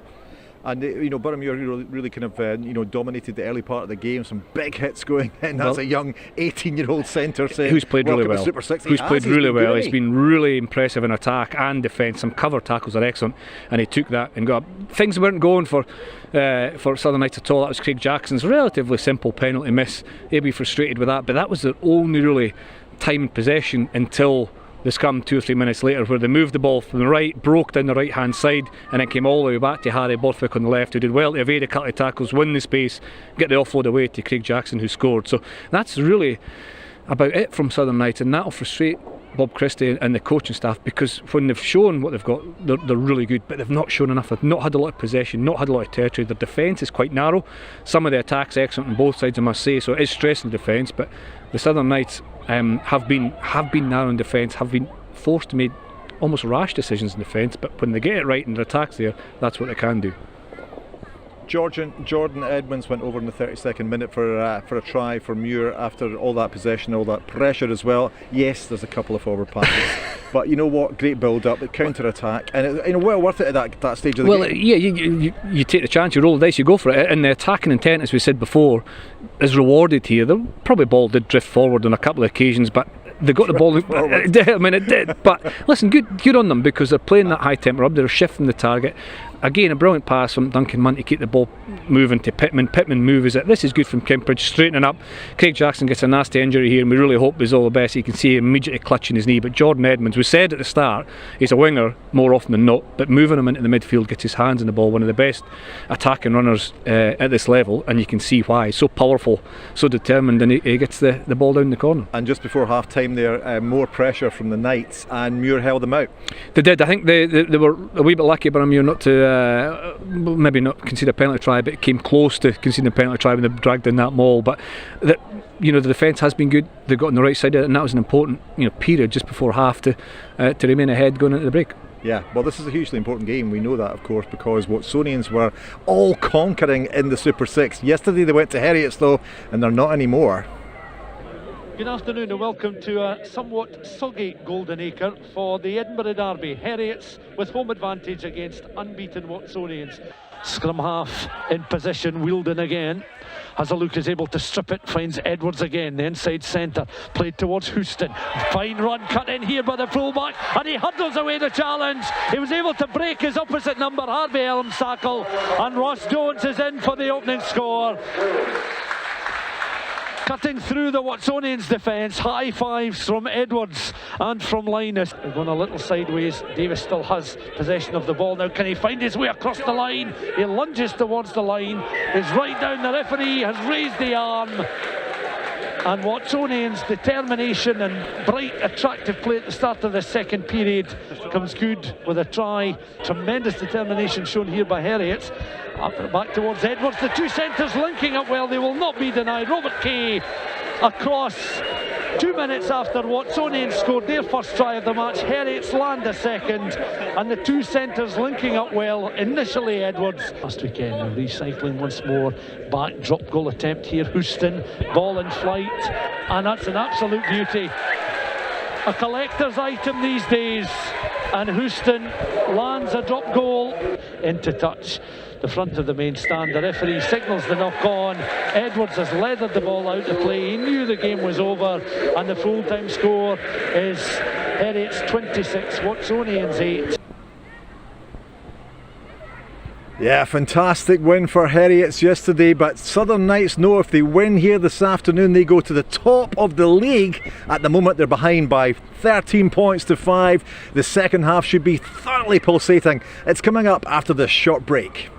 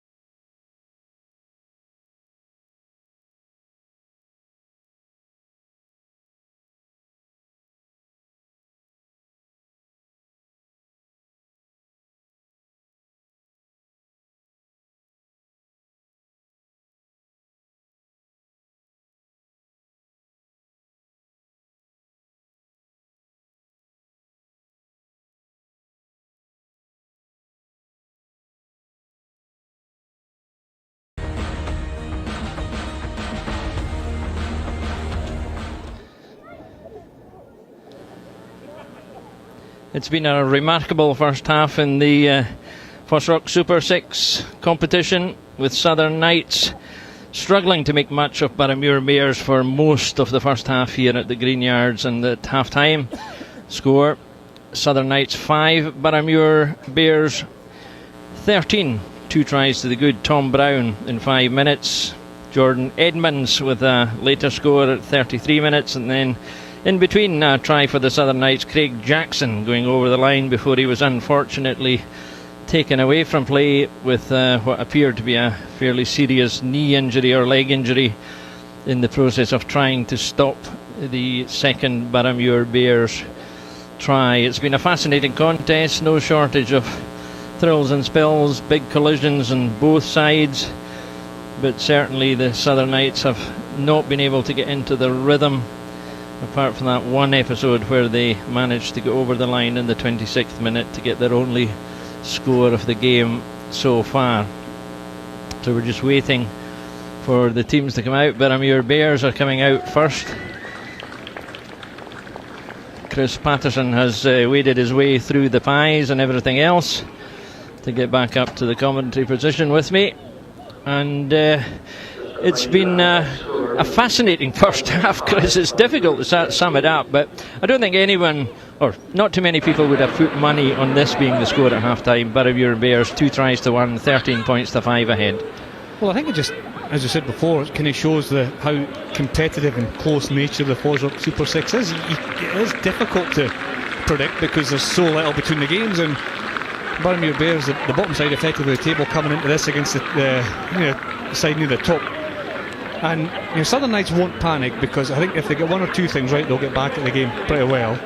But I think Boroughmuir Bears will be so happy with that. What they can't do is just say, listen, let's just hold on, let's do more same. They've got to keep attacking the way they've been attacking the Southern Knights if they want to extend that lead.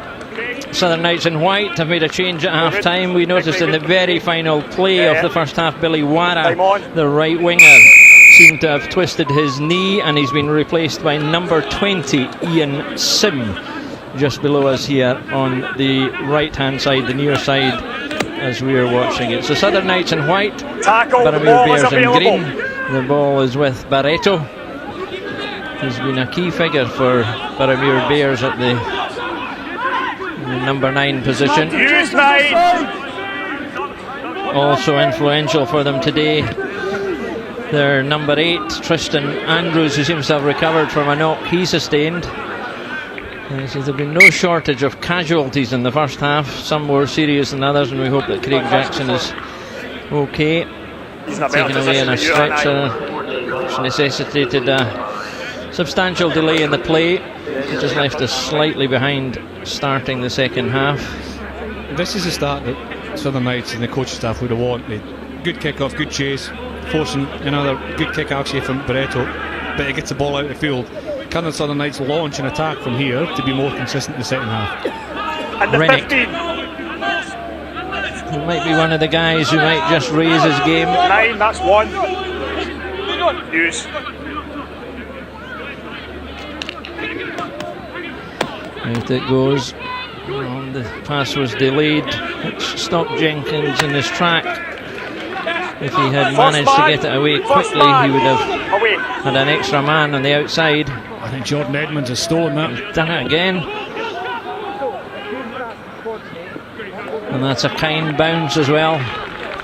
They've done some good work on the ground, the Boroughmuir Bears. Yeah, it was an excellent piece of work. You know, we mentioned Jordan Edmonds plays most of his rugby in the wing, but he's come in at 13, meaning he's got his hands on the ball quicker in this game, and he's obviously scored a try, had an impact. But defensively, such a difficult position to defend in that number 13 jersey. He's done so well, made the tackle, and then actually almost before I think it was Joe Jenkins hit the ground, he was able to get up, strip that ball, and Pittman follows up with a really good kick, putting more pressure back on the Southern Knights. Rennick to deliver.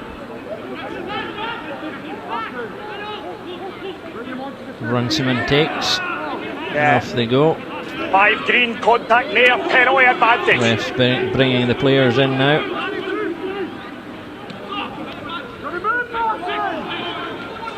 And off they go. Ball in one hand, and this time it's to the substitute Ian Sim. Good tackle though by Tom Brown. He's had an excellent game so far. Busy, he's been involved in a lot of the best of the Bears play, and there's almost a chance. 2 or 3 interceptions now, Barreto.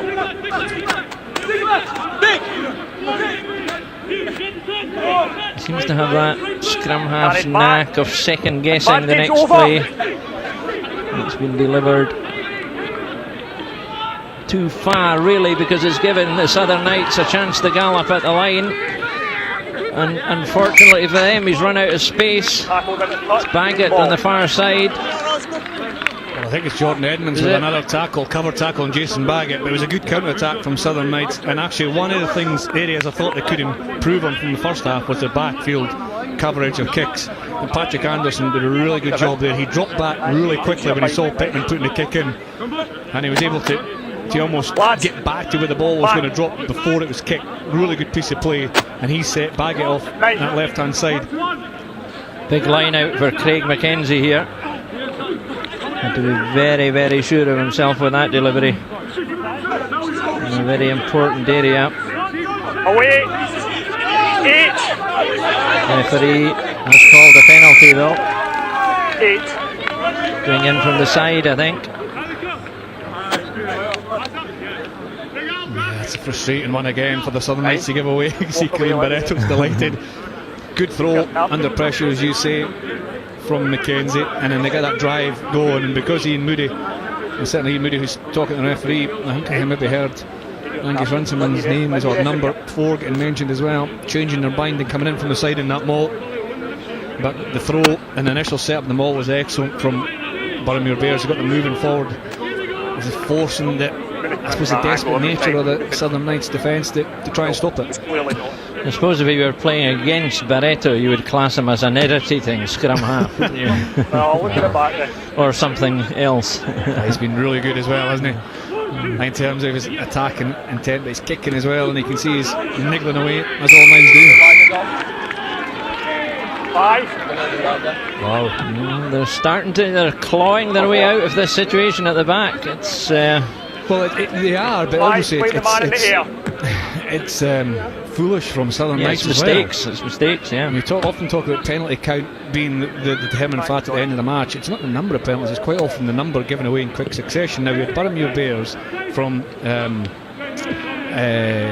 it was Baggett's break, wasn't it? Baggett's break, having to feed a line out 5 metres from their own line, and then 2 penalties later they're now attacking at 22, so that second penalty for contact in the air. So Southern Knights have to improve their discipline. Boroughmuir Bears are just having their best performance of the season. All elements are good: the defence, the attack, the discipline, the pressure they're applying on Southern Knights to force penalties. Here they come again, Pittman, the young Philemon, on to the 22. Barreto, Pittman, well stopped. Jack Fisher didn't get too far. Barreto turns it this way again. Tom Brown's in the middle this time. An extra man, Tristan Andrews out to Munn. Oh, he's launched into the air there. But that one was deemed forward. He's managed to get one. You can see how dangerous Duncan Munn is. He's just appearing everywhere. I know. And he's playing at 12 midfield. His defence is excellent. He quite often finds himself on the outside in the attacking channels, and he's so dangerous. It's Tristan Andrews' pass drifted forward. It was a big tackle from Ian Sim, wasn't it? And you look at him in amongst all these guys, a bit of a skelf, with the greatest of respect to him. He's not an ounce of fat in him. Yeah. I'd call him wiry. Wiry. Tough. It's really good to see. Oh yeah. It's a tackle from Sim forcing the pass forward. And I notice he's talking to the guys around him all the time. He's asking them where he needs to be, what he needs to be doing, and he's delivering for sure. Knights coming from deep, and again they're not managing the ball. Murdo McAndrew this time fumbling. This, as I said earlier, they're just out of sorts. That's good defence from Flynn Barreto as well, isn't it? I mean, you're right. I mean, Murdo McAndrew will be really frustrated, and there'll be an element in his mind saying, listen, we've called a move, was the timing right, was the outcome that I was looking for there, was the runner in the right channel, all of this going on, and then whack, he's hit almost when he's not expected to be by Colleen Barreto because the timing's just off, and Barreto strips it, forces a turnover. It was a good defence from Barreto, but it's another mistake that we've not seen Southern Knights they cough up very often. I don't know if they do a word count in scrum halves, but he's certainly talking a lot. Had a wee go at McAndrew there for the mistake, I think. Delivered that one well, timed it well. That's a good tackle midfield. No way through there. Barreto has it again. Jack Fisher. Pittman. This time the hooker, Craig McKenzie. Oh, that was a gift, absolute gift from Pittman.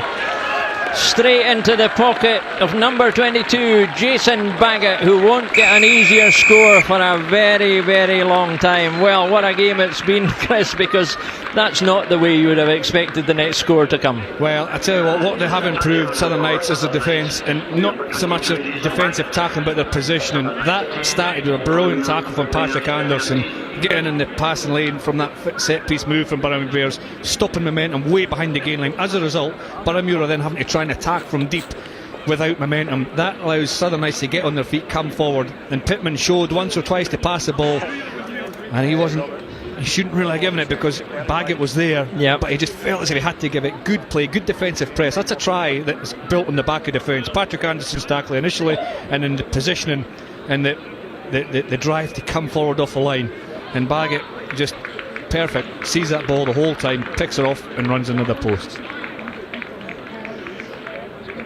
Baggett has the chance to add two more in front of the post, if he can get his breath back. having gone 2/3 of the length of the pitch. He's successfully converted that. The scoreboard almost had the 2 points up before he knocked it over, and a whole raft of substitutions now. The first one we can call for you is Roston Barr coming on for the Boroughmuir Bears at number 17. Yeah, loose head prop, Roston Barr. But that try's built on defence, getting into position correct and then coming off the line. Boroughmuir Bears just didn't have the momentum. They were knocked back in the first phase and then couldn't quite recover, and all the momentum was with the defensive team. And there are the substitutions. Murdo McAndrew is gone. Cameron Jones has come on at scrum half for the Knights, and off they go again. He's second guessing everything. Baggett, he's got men on both sides. Oh, and he's fluffed his lines. I think he had too many choices there, Chris. Wow, this game on has made an amazing impact, but it's so frustrating because that pass should find Patrick Anderson. This comes from the kick-off receipt, and then Colleen Barretto flew at the line to try and charge in the kick. Baggett stepped him, got round another couple of defenders on the left-hand side, and had so much time, as you say, with support runners right and left. And that final pass to Patrick Anderson was just too low. But you can see that the change in momentum in the second half because Southern Knights have had possession. You know, it's almost the kind of mirror image of what happened at the start of the first half, where Boroughmuir were in control. They had possession, they could dictate what was happening, whereas now Southern Knights have got this period of the game where they're in control. Here's a replay. There's the dummy there. Colleen Barretto's trying to charge on the kick, then he gets away from Craig Keddy, he gets inside, I think is it Glenn Falls. Yeah. He must have thought all his Christmases were coming at the one Harry time. Burfick on his right, Patrick Anderson on his left, and it's just too hard. That's could be a big moment in the game. Well, all of a sudden it's a 1 point game. The substitutions running through there. George Cave swapped for Cameron McMillan, the Boroughmuir Bears.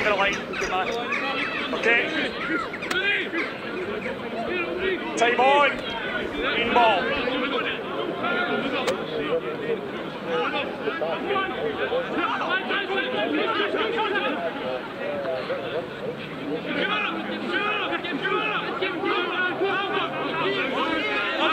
So all of a sudden we have a very different game in our hand, and the Southern Knights have gained that one. Yeah, you can see the energy shift, can't you? Now it's the crowd as well, Chris. That's an important bit of the whole scenario, isn't it? Yeah, it's just that I don't often use the word energy because I think it should be there anyway, but you can see the energy's changed in terms of the Southern Knights, how quick they were to try and stop that drive from Boroughmuir Bears, and then when they're rewarded with a turnover, you can hear the noise level lift and the buzz.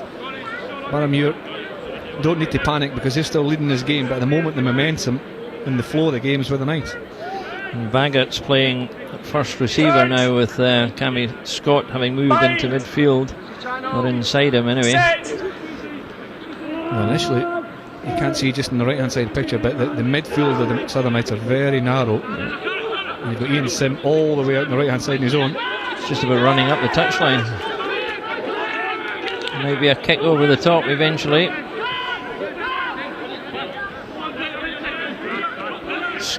Rennick. Tackle. Baggett goes the far side, but that's a bit of a gift, that one. And there's a huge gap here which Barretto was signalling, and now they've funneled back as well. Now the Boroughmuir Bears, they've put two players back in case the high ball came over the top. Ian Moody. Oh, it's all very scrappy again, but Cameron Jones managed to snaffle it back. I don't know if he can get it back though. Yeah, it's come back on the white side. Oh, a bit rough and ready. Length this time. Off the left foot, Cameron Scott.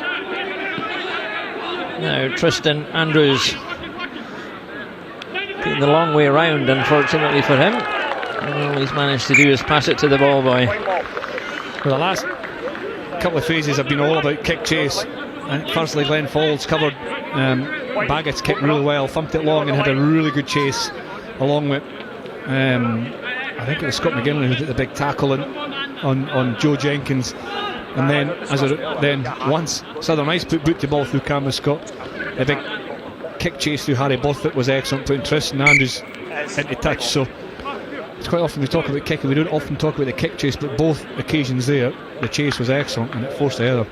Funny, isn't it? You need a break, a prop goes down. Not miscalling poor Ewan McLaren, he's taking a knock here, but there's another substitution. Number 23 has come on for Southern Knights. There was some changing in the numbers. It's Kieran Clark, the young 18-year-old, and he has replaced Patrick Anderson on the left wing. Yeah, Patrick Anderson's been involved in all the games. He's taken a couple of knocks. He has. He's a tough defender, tough ball carrier. You can see he's limping a little bit there. Kieran Clark's quite similar in terms of a really exciting young player, young attacking player. Can play fullback, play in the wing. There's Kieran Clark there, 18 years old. So he'll, if he can get his hands on the ball, he can make an impact in this game with his attacking talent. And he's come in field for this. There's a move on here. He's come in just behind the first receiver. Now he's going away back out to the wing, covering the line out.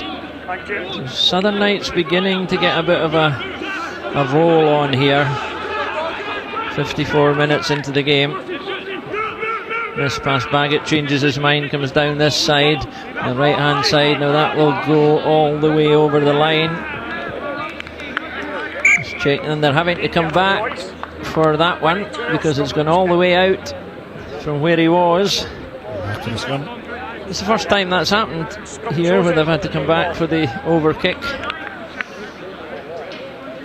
Yeah, there was a bit of space there. Tom Brown did well to drop back and cover it, but it was if the ball had kind of bounced right, Boroughmuir Bears could be in a little bit of trouble. There was a lot of space for Baggett to aim for, but just overcooked it. Same standards, alright, it's been good. We saw that in the first half as well, a bit of space in the backfield of the Southern Knights. So just because a lot of the teams now favour this kind of flat, hard press defensive line, coming off the line really hard and blitzing up quickly. There's still space in the rugby field. There's quite often to be found through the kicking game, and that one just went too far. Barreto managed to get it away under pressure. An ambitious pass over the top, but it's almost fallen the Southern Knights' way. That's where the decision-making process is now critical for the Bears. They haven't been in this situation having to defend a lead like this against a team of this quality on their patch, so they're under pressure all the time now. They are, but that was actually the right decision, just a poor execution, because I think was it Pittman with the pass had gone to the right hand side. Glenn Falls was free over the top of Kieran Clark, but the pass just didn't have enough on it. You can see again that the space is on the edge outside that relatively narrow Southern Knights defence. Falls just couldn't quite hold it. Kieran Clark got across to apply the pressure, and as you say, from a good possession for Boroughmuir, a quick error, and now facing a fairly dangerous position of a left-hand scrum, where the Southern Knights have the whole width of the field really to try some attacking play. It's a long way to go. We're not even at the hour mark yet, but I just get the feeling the Knights have just a bit more potential and more tricks in the box at the moment. They need to work hard for it, because Boroughmuir Bears have not made anything easy for them today. Again, that execution, it's sloppy at times, it's careless. Good defence, but it's good defence. That's, to be fair, it's good defence as well. The initial pass from the scrum from Cameron Jones was, I think, put Southern Knights in the back foot, and then Boroughmuir Bears could get the defensive line in place and get that flat line. Ian Moody should really keep a hold of that possession. He does try an offload, he should just keep a hold of it, drive forward, try and get in the front foot. But the Boroughmuir Bears defence was up to it. And I think the Boroughmuir Bears number 6, the co-captain as they have them, Craig Keddy, has just indicated to the touchline, I think, that he's on borrowed time at the moment. Just going down gingerly, but he indicated something. Looked to me as if he was saying, give me 2 minutes or something like that.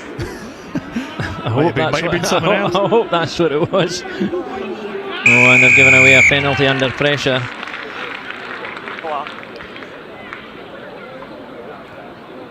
I'll be off another look at that scrum. It's Russell Barr who's been penalised. There he comes. But I think he's indicated he's coming off. He's gone down. There's a bit of gamesmanship here that because he could have walked off, but his penalty was given on the far side. Yeah, you can't tell from there, but David Sutherland's adamant right away. It's pretty much right underneath us, and Ewan McLaren was kind of flat first.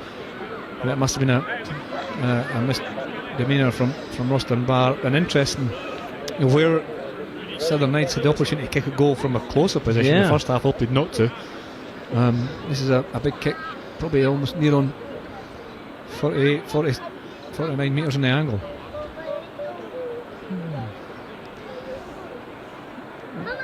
As Keddy has stayed on, this is a great chance to go ahead for Baggett. He's given it a good thump. But again, they're all drifting left down there. I wonder, there isn't a breeze, Chris, I don't think. No, I don't think so. It's just, I mean, quite often when you're end of range or towards the end of range, you just force it too much. But it keeps Southern Knights on the attack, and you say Craig Keddy is now being replaced. Yeah, Tom Drennan is the replacement, number 19. And there's number 19 for the Southern Knights has come on as well. That's Dalton Redpath. And it's Borthwick, I think, who's gone off just below us here. Harry Borthwick. So Boroughmuir Bears trying to get themselves out of this hole they're in at the moment. They're having to defend all the time, and that's energy sapping stuff, and the Knights are going to show no mercy. Tackle release, knees on the floor. As Chris said, Baggett was maybe at the end of his range there, so they want to get closer before they get any more chances. Well, that looked slightly forward, but he's allowed it to go on. Again, they've lost the ball. Barreto sees a huge gap here and he's after it himself. The ball kicks backwards as far as he's concerned, and it's gone. That would be a result for him because he's made that territory. He has done, but if that kicks forward, you're looking at 50-22. If it rolls into that 22, you get the he's forward. Away. Yeah, but it's it was another forced offload. I think this side Niall Godsmart on this near side. And Southern Knights are building a bit of pressure. He did really well to beat the initial defender, getting the shoulder of the defender and get his hands free, but then the offload spills forward and Barreto, as quick as a flash, kicks long, and pressure's back on the home side.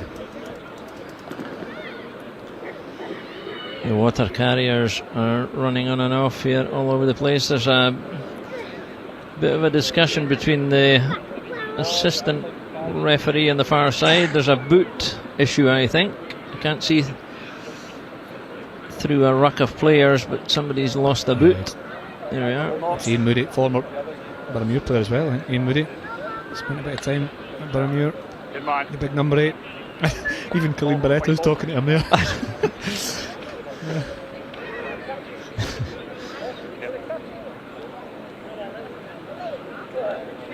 Nothing worse when you can't find the end of a bit of tape, is there? At least there's no sellotape. Sellotape's worse. At least the blue stuff you can see the end. Never mind the sellotape. Give me a gaffer anytime. Hold it, Johnny. Just hold it. And the answer to many's a commentary issue. Another substitution for Boroughmuir Bears, 22. I think there's so many of them at the moment. Just making sure I've got them right. Murray Johnston has come Kyle on. McGee actually coming on. Is that the fiddled the numbers then? Yeah. Time on. Yeah. Okay. So Kyle McGee is wearing 22, despite all our information. Anyway, play on. Southern Knights 1 point behind, 2 tries apiece. Plenty still to come. They've had by far the better of the possession and the territory in the second half. Can't change it. Out now. Out 19. Use the ball. Use one. That'll be a penalty. It's coming for the Southern Knights. They've got it. Free play here. Rennick takes it on. It's worth a go. It's a good attacking position in midfield. Time penalty advantage if you want.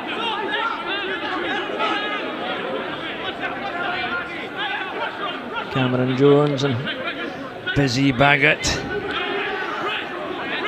Seems they've got bigger since he came on. I don't know, he's making so much ground. Scrum half makes another punching attack. And throwing men in now.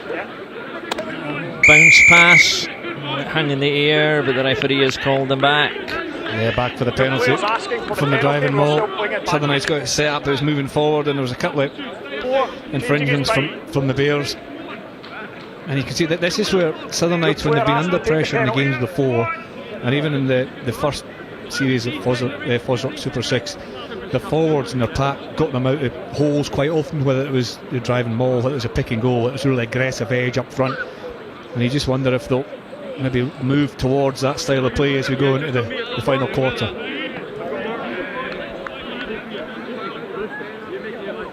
Wouldn't be surprised if we didn't see another drive here. Perfect position. It needs near perfect, if not perfect, delivery. They put Ian Sim back on this touchline using the maximum width of the pitch. In theory, I suppose part of that will be to stretch the Boroughmuir Bears defence. Yeah, they have to respect that, because the attacking kicking game of teams is so good now. You have to be aware of that. Full width of the attack. Tidy delivery, and Rennick is back in. See if he can do what he's done before. Off he goes. Sidestep as well. He'll dine on that one for a while if it works, because they've got it again. Recycled ball, punching up the middle. Good drive. Boroughmuir Bears retreating all the time. Oh, and again it's been spilled, but well, bounced twice and knocked forward. Right on the cusp of delivering the final pass. It's the story of their day, isn't it? It is. Other than the couple of bits of kind of quality I've let you try, that is, a lot of it done well, and in the final bit from the Knights' perspective, poor. Really, the execution poor, so close to the line. The pass is hard, it comes off the shoulder, and the knock-ons there. Cammy Scott obviously reacts well, but the knock-ons come before that. Yeah, sometimes the mistakes seem worse when they're close to the opposition line as well, whether the tension heightens and you snatch at one or two things. You have to say they're beating themselves at the moment. Well, the Boroughmuir Bears defence is good as well, but that time the momentum was, in the last 2 or 3 minutes, momentum's been with Southern Knights winning the penalty count, getting that driving maul going. Fraser Rennick peeling off the back of that maul, getting in behind, and then that gives you momentum, it gives you front foot possession to attack, and then the error comes. So well done to the Bears for getting back and covering it, but it's definitely an error that will frustrate the Southern Knights. I'll tell you what, if they can grind this out, it's some achievement, but they need to get out of there. They're up against it as well, with injury and illness and unavailability. Boroughmuir Bears, but they're dogged, and they've had lots of quality on show this afternoon as well. And Tristan Andrews has put in a fair shift at number 8 there, and a lot rests on how he can guard the ball or deliver it. A big surge, and away they go. Barreto slowly eking the territory. He's going to shift this one though. If it comes, might have been touched in the air, not quite sure from this distance. Joe Jenkins goes on a run, and then the substitute Ian Sim.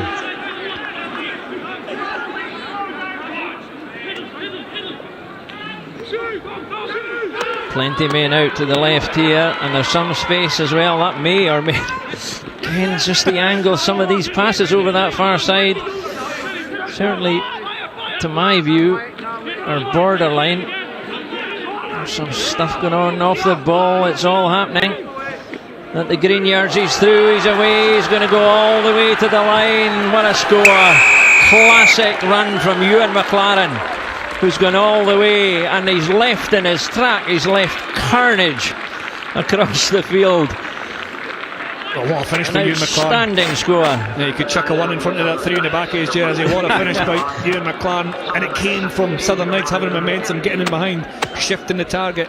Kieran Clark set, I think it was Niall Godsmark away on that left hand side, and there's a big ball carry as well from Sean Gunn, getting in behind the brave Boroughmuir Bears defence, and as the ball comes out, it's Baggett who finds Ewan McLaren, who barges into Pittman, spins off the tackle, then has a pace to get the pick up and away and dive over just the right hand side of the post. It's an excellent finish from the tight head prop. 65 minutes into the game, look at that, run into space. This is the bit you knew he was in. Well, yeah, powerful play, good finish, and it comes from just maintaining possession at the right area of the field for them. And finishing when you can. Well, you got the feeling that was coming for Southern Knights. That Boroughmuir Bears will still have a lot to offer in the rest of this game. It wouldn't surprise me if they come back into the topsy-turvy nature it is, but great finish from McLaren. So Baggett with the chance to move it even further.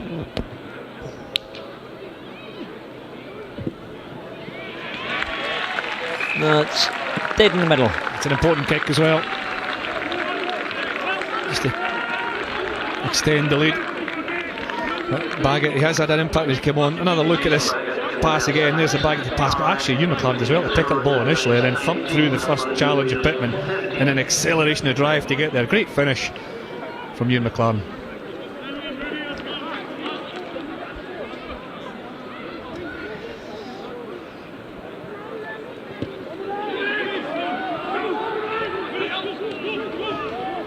Moody does really well again under pressure to kick off to wriggle up that far touchline.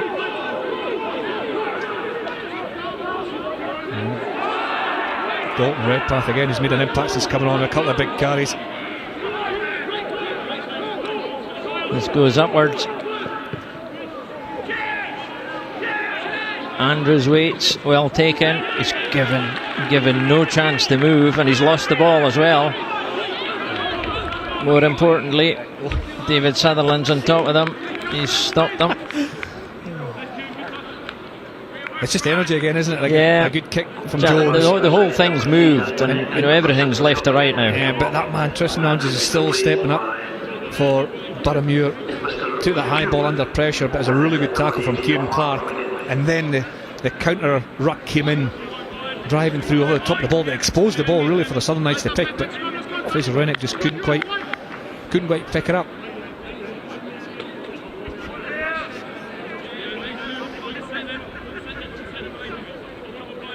This is an opportunity round half field as well for Boroughmuir Bears to counteract that. You know, I suppose the last 5 minutes where they have been up against it, they've conceded that try, they've fallen behind for the first time in the game, 65-66 minutes into the game. There's an opportunity on halfway, take a good scrum, get some possession and threaten the Knights defence.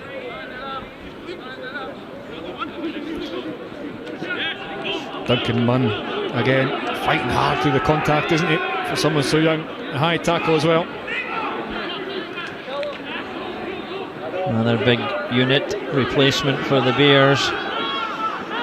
Zandile Nkube, his first run at the opposition there, and he's managed to get a bit of a shift in the play. Barreto being pulled back again. Yeah, it was a high tackle. Yeah, Michael Jones, I think it was, just on right off the scrum actually on Munn. Again, wasn't like a direct contact, it was one that rode up, that slipped up. Apologies if that's the case, I thought you were not held. Still having one or two words with the public enemy number one. Tackle. Yeah, it's working. It's working. Hey, well, fair play to him. This is a big call as well for Pittman. It's a big kick. Trailing by 6 points, up to go to the corner. Down he goes. Oh yeah, just it's a beauty. Just Ian Sim caught it and just no, that's a beauty. That is a beauty. That's a beauty. And Ian Sim's foot just hit the line as he took it. But I tell you what, you're not going to get any closer. No. You want the perfect that changes the call. It changes the possibilities of what's available for Boroughmuir Bears as well. If that's further out, have another look at the kick. Just if that's further out, then the drive becomes less of an attacking option. 5 metres out, this poses all sorts of questions for the Knights' defence. Well taken. Now they have a push and they've switched it quickly to the touchline. Queuing up now, the cavalry have arrived and they're driven out. Great defence by the Southern Knights. Good defence. Initially it's a brilliant tackle from Fraser Rennick. Now whether he knew and the analysis had been done that the shape of the line out meant that Boroughmuir Bears were going to come back down the front of the line out, but initially from the line of defence, Fraser Rennick had a brilliant tackle coming down the front of the line out. They covered that very well. Yeah, Fraser Rennick's in there as well.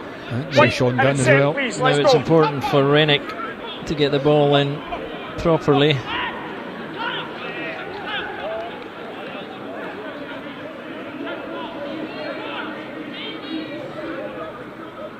Throw. Going to the tail.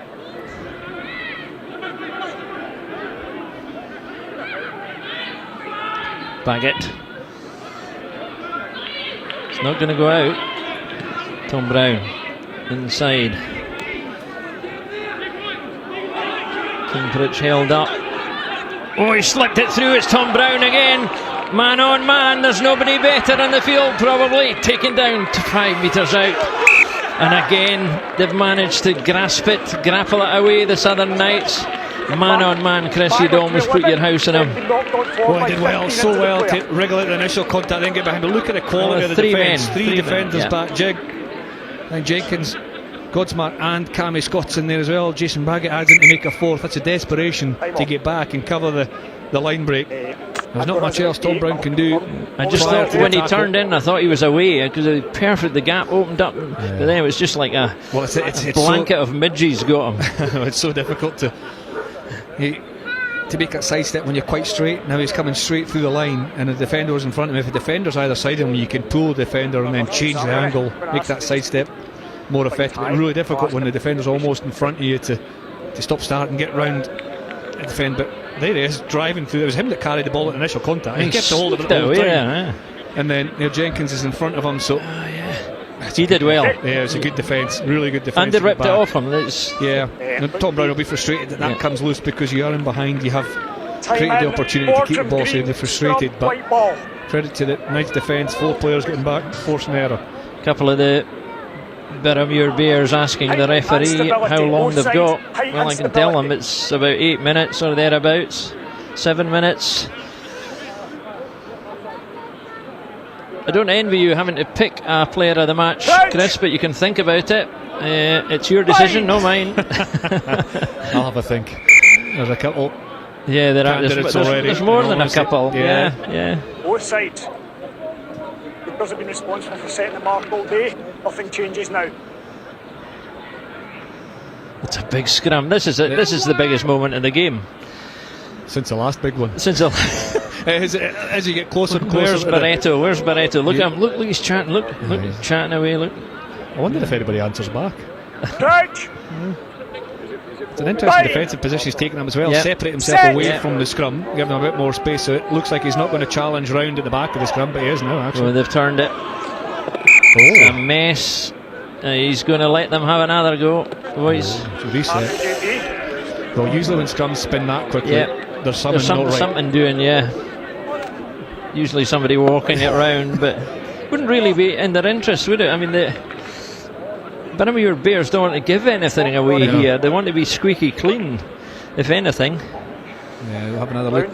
As I say, it seemed to accelerate around pretty quickly, which means there's something all right in there. It certainly wasn't a straight contest. I know there's a long time to go, but they're probably gambling on a try. But a penalty's not really that much use to them. They would have an awful lot to do to get back down to this end of the pitch. Just gauging that momentum. We saw it on Friday night in the Stirling game. The Ayrshire Bulls kicked a couple of penalties where you thought maybe should have wanted to touch, but then if they'd have given the platform to win, there's Moody's picked up. Barreto nailed him though. That's what he was waiting for. 9 back foot. 9. They're going to try and move it out, looking for a gap. It's a good carry. And if the Boroughmuir Bears could be overcommitted, they've got it though. They've got the ball back out. That's really well managed. Good clearance and Baggett's boot. It's really well managed from the Southern Knights. Initial carry, the initial scrum, and then Moody gets enough goal forward. But the important carry came from Daniel Sutton, the big number 5. And he got so far over the advantage that it actually needs the support players to make a really good effort to clear out, and then Baggett finds 40 metres upfield. You'll need to sort the numbers out here, Chris, because the numbers are all over the place. What has appeared as 21 is not Kyle McGee. Kyle's on already. So number 21 has appeared at the base of the scrum. Here he is. A good attack. Oh, that's too far in front of Tom Brown. He's of all the people on the pitch today the man most likely are looking at the hungriest, and Get the line out. radar in full swing, as he knows where to go. Yeah, that's a frustrating one for Boroughmuir Bears as well, to turn the ball over just without really building any momentum, building any phases of play. Again, Southern Knights' defence is rather narrow, and if that pass had got a hand, Boroughmuir Bears are in behind, so it's something they might continually have to look at. Good crowd here at the Green Yards, setting itself up nicely for a dramatic finish. The bulk of the support hoping that this penalty that David Sutherland has given them will launch them upfield, because Baggett will only have one thing in mind. That's to gain as much territory. Tom Brown's dropped way back. Yeah, it was another frustrating penalty for Boroughmuir Bears to give away, because they made a really good contest at the line out initially, I think, and then that was a penalty for holding back, I think, after the initial line had been disrupted. Don't think he got anywhere near as much as he wanted on that, Chris. No, I was a bit frustrated, but for his point of view, it's safe. It's off the field. It gives Southern Knights a chance to make the call, take their time, get into the line-up. He would have loved it to go on further. He would have wanted it and expected it to go on further, but it is out. Boroughmuir Bears, I think, are worth challenging this, getting up, making it really difficult for the Knights to try and win. There's a substitution again. 16 coming on. Cameron McMillan coming on for the Boroughmuir Bears. This has replaced Craig Mackenzie, the hooker. So now the Knights are on the move, trying to shrug off. Tackle!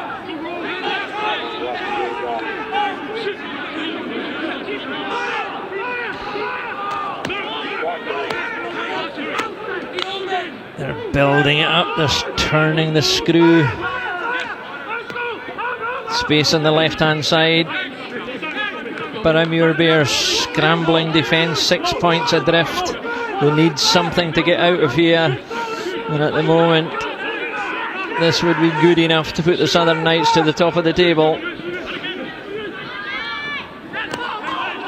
Turn inside there, Niall Godsmark, but no way through. Back it comes. Some tired legs in that Boroughmuir Bears defence. Back at the drop goal attempt by Baggett. And well, I thought there, Chris, they're like the traditional bus. You get one last night and another one appears today, but not quite. From pretty similar range as well, wasn't it? Not a bad option from Jason Baggett, just missing to the left. It would have put the game beyond reach without doubt. Good call.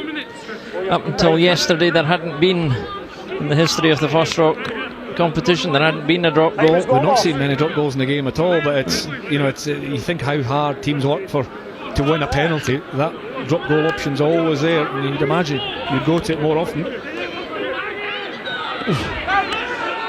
It's Kieran Clark running back hard in the Ruston bar. Not sure that was a great decision, but now the ball's back. They've got it back. Baggett, he's been influential since he came on, and they've got a stack of men over on this side. Godsmark, he's flipped it out to Sim. Sim cuts inside. Well brought down. The fans are behind him. The whole of the Green Yards stand were, I'm sure, on their feet below us. Well taken down, Moody. Back they come. Baggett again, long pass out to Sim. He's got one man to beat, and it's too late because they've been offside. The referee's pulled them back. It was a forward pass. A forward pass, I think. Offside. He's got a choice of things. Yeah, it's a penalty for offside. Baggett's pass was forward, just hit forward to Sim, but the penalty was in front of the sticks, and this is. There's only one decision. There's only one decision, and if this goes over, it's harsh on Boroughmuir Bears because it would put them out of bonus point range as well. Yeah, they get nothing out of it. If Baggett converts this, it's very hard to see them getting anything. On the other hand, if Southern Knights want to go for it, they could win a bonus point for 4 tries, but they've opted to kick a goal. Find out. Okay, Chris, now's the time. Well, we've got a second man of the match. Difficult again. Man of the match. Difficult again. I mean, I think there have been some heroic performances, especially the Boroughmuir Bears side. I think Tom Brown's been excellent, but I think Tristan Nans has been excellent, number 8. But the FOSROC Super 6 player of the match for me is Colleen Barretto, the number 9. He's going to be in the losing side, it looks like, but his kicking game, his decision making, his spark has been a real positive this afternoon. So this could be it for both teams. Baggett with this kick to put everything beyond Boroughmuir Bears' reach at 19-13 right now. It's gone straight through the middle, and David Sutherland says that's enough. Time has beaten them. The Southern Knights have gone to the top of the table. Just missed out on the 4-try bonus, but they'll be happy with that after some stuttery spells during the game. But they got there in the end. Their class shone through, their depth of resources, probably the biggest factor of all. Boroughmuir Bears have been struggling to field some sections of the team. Their backs have been thin on the ground completely. So it's what the table said would happen, really, Chris, but they had to work very hard for it. Yeah, final score, Southern Knights 22, Boroughmuir Bears 13, and it's a sign of a good side. I don't think Southern Knights will be particularly happy with how they've played, but they've came away with that victory at home again, having to dig out under pressure. I thought Boroughmuir Bears, for the most part, were really quite impressive. Certainly started off the game so well, but just maybe stopped playing a little bit in that second half, and the momentum swung back to the home side. But let's have a look at the highlights then in the second half, Chris. Well, this was one of the turning points, really, with interception. The try that came from Jason Baggett from really good defence, really, from the Southern Knights. Patrick Anderson shut the play down prior to that allowed Southern Knights to get on the front foot, although they were defending, to come off the line to fly through. Not a lot of options for Pittman, because the Boroughmuir Bears are on the back foot. And you can see exactly there, Jason Baggett on the outside of the pass, seeing the pass the whole time. It's not a risk, comes up, takes it, and Duncan Munn tries really hard. He was impressive as well, the 18-year-old centre, to get back, but Baggett makes a line. It was Knight's misfortune that they had lost Craig Jackson just before half-time with what looked like a serious injury, but the replacement Baggett was very, very influential. He was throughout. He was, and it kicked those points, and this was really impressive as well. Just after, I think, the kick-off, just after his score, actually, just immediately taking out the field. That could have been a big moment in the match there to Patrick Anderson. The pass just not matching the initial break from Baggett, because that would swung momentum either way. Then once or twice, as the momentum built for Southern Knights, they kept committing these errors close to the opposition line. Boroughmuir Bears, again, defence was excellent, but eventually they broke. And it was after Sean Gunn's carry, it was the other prop, the tight head prop, Ewan McLaren, who came through at a rate of knots, taking the ball well off Baggett, spinning out the tackle, and look at the pick up here, the acceleration to get away. He was getting faster. He was getting faster all the time. Accelerates to the ground. I suppose by the law of physics, that's what happens. You get going, you're not going to stop. Well, that's it. And the fact that he's almost at a standing start there, and the fact that he's driving through, and explosive. That came, there was a swing of momentum in that second half towards the Knights that just Boroughmuir couldn't quite hold on to. And that was a match-defining straw, the third try for the Knights. What do you put their high error count down to? We've given credit to Boroughmuir Bears, and I think that's fair dues, but there were other things they won't be happy with. Well, Boroughmuir Bears' defence was excellent to start with. Southern Knights just looked off it a little bit in terms of their timing to get to the ball, their first phase attacks. They had made a lot of changes, but that's a positive as well for Robert Christie and the coaches. Now they've made those changes, they've gotten over a hard hurdle against a quality side in Boroughmuir Bears, and they've come out on top. You can see there down below us the two teams in their huddles, respective huddles, talking it through, and quite calm and composed about the whole thing, and fittingly so in such a wonderful setting. This is the implication for the competition table. The FOSROC Super 6 now looks like this, with Southern Knights having edged. They've got a 3-point gap there. That can count for very little the way the games are turning these days, but they've maintained their unbeaten record. Well, that's the game on Friday night, isn't it, as well? Watsonians versus Southern Knights, the top two, so 3 points between them on the table. That's the next game up in the FOSROC Super 6 series, and I look forward to Friday night. So it's ended perfectly here at the Green Yards, 22-13 for the Southern Knights.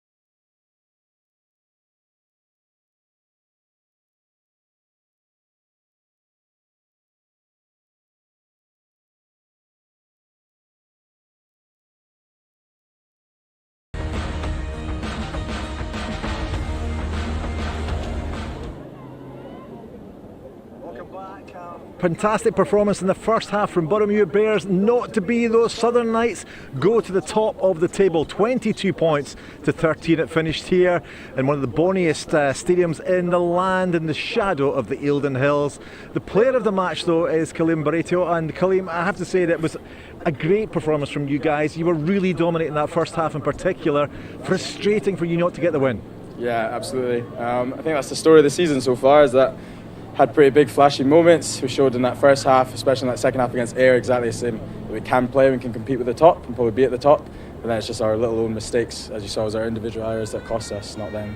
They are the top of the table, obviously, because they have ways of closing out matches. But you had moments in that game where you're really putting pressure on them, especially at the end of the first half when they stopped them from scoring a try. Yeah, I guess that's showed the endeavour of the boys, the heart we've got. Like, we're here to win, we're here to compete. We're not here to be rolled over, so that gives us good momentum into the half, and then just coming out, which is a bit sloppy, so it's all on us. How do you get back into winning ways? Because you started in the first week, obviously, with a great win against Heriot, and then you've just kind of struggled a little bit. I know you've been, the squad has been changed somewhat by availability and injury and all that kind of thing. But how do you get back to winning ways after 3, losses on the bounce? We've obviously been challenged. The boys that stepped in have done a job as well, and probably raised, if anything. So I guess just more of the same, especially just cutting out the errors. Sometimes it's just individuals. So if we can come back, we can do that as a team and tighten up, I'm sure we can be right back up there in the second half. And you had an 18-year-old fella playing at centre today as well, who put in a big performance for a wee skinny guy, let's face it. I think in pre-season he showed up. Like, I was ashamed that he wasn't here with us for the last few games. He's really stepped up, and he's got a bit of heart. There's young boys that come up and they show they got a bit of fight, and to be honest, probably led from the front with a bit of his actions in the first half, so good on him, Duncan. Absolutely, and so next week, of course, you're up against Stirling County. You're at home though, so and it's going to be a really important game then, given the fact that they got a win on Friday night. Yeah, absolutely, they played some good rugby last night. Watched a bit of snippets of it, or on Friday night, and yeah, we played them in pre-season as well. We kind of know what they're coming with. They probably know a bit what we're coming with, but hopefully we can kind of close out a game and put us back on the map. Okay, well, Kaleem Barreto, you are the FOSROC Super 6 player of the match, despite not getting the win. Dan Winning, the co-captain, is going to come in and give you a big hug, big kiss. Oh, I hope so. It's going to be full on the knees. It's going to be beautiful. He's going to lift him on the shoulder. It's going to be glorious. Well done, well done. Great performance and well worthy of the big smiles. Unfortunately for Boroughmuir Bears though, no win this time around. Great performance in that first half and just some mistakes, as Kaleem says there, means that they did not get the victory. However, they are in action next week on Free Sports back in Edinburgh. They'll be welcoming, as he said, we're welcoming Stirling County. Stirling County, of course, getting up there into third position after their win on Friday night. That should be a really entertaining game. Both sides can score tries, both things can play. Wonderful rugby. Today was good fun, wasn't it? From the Green Yards, thanks for your company. Bye for now.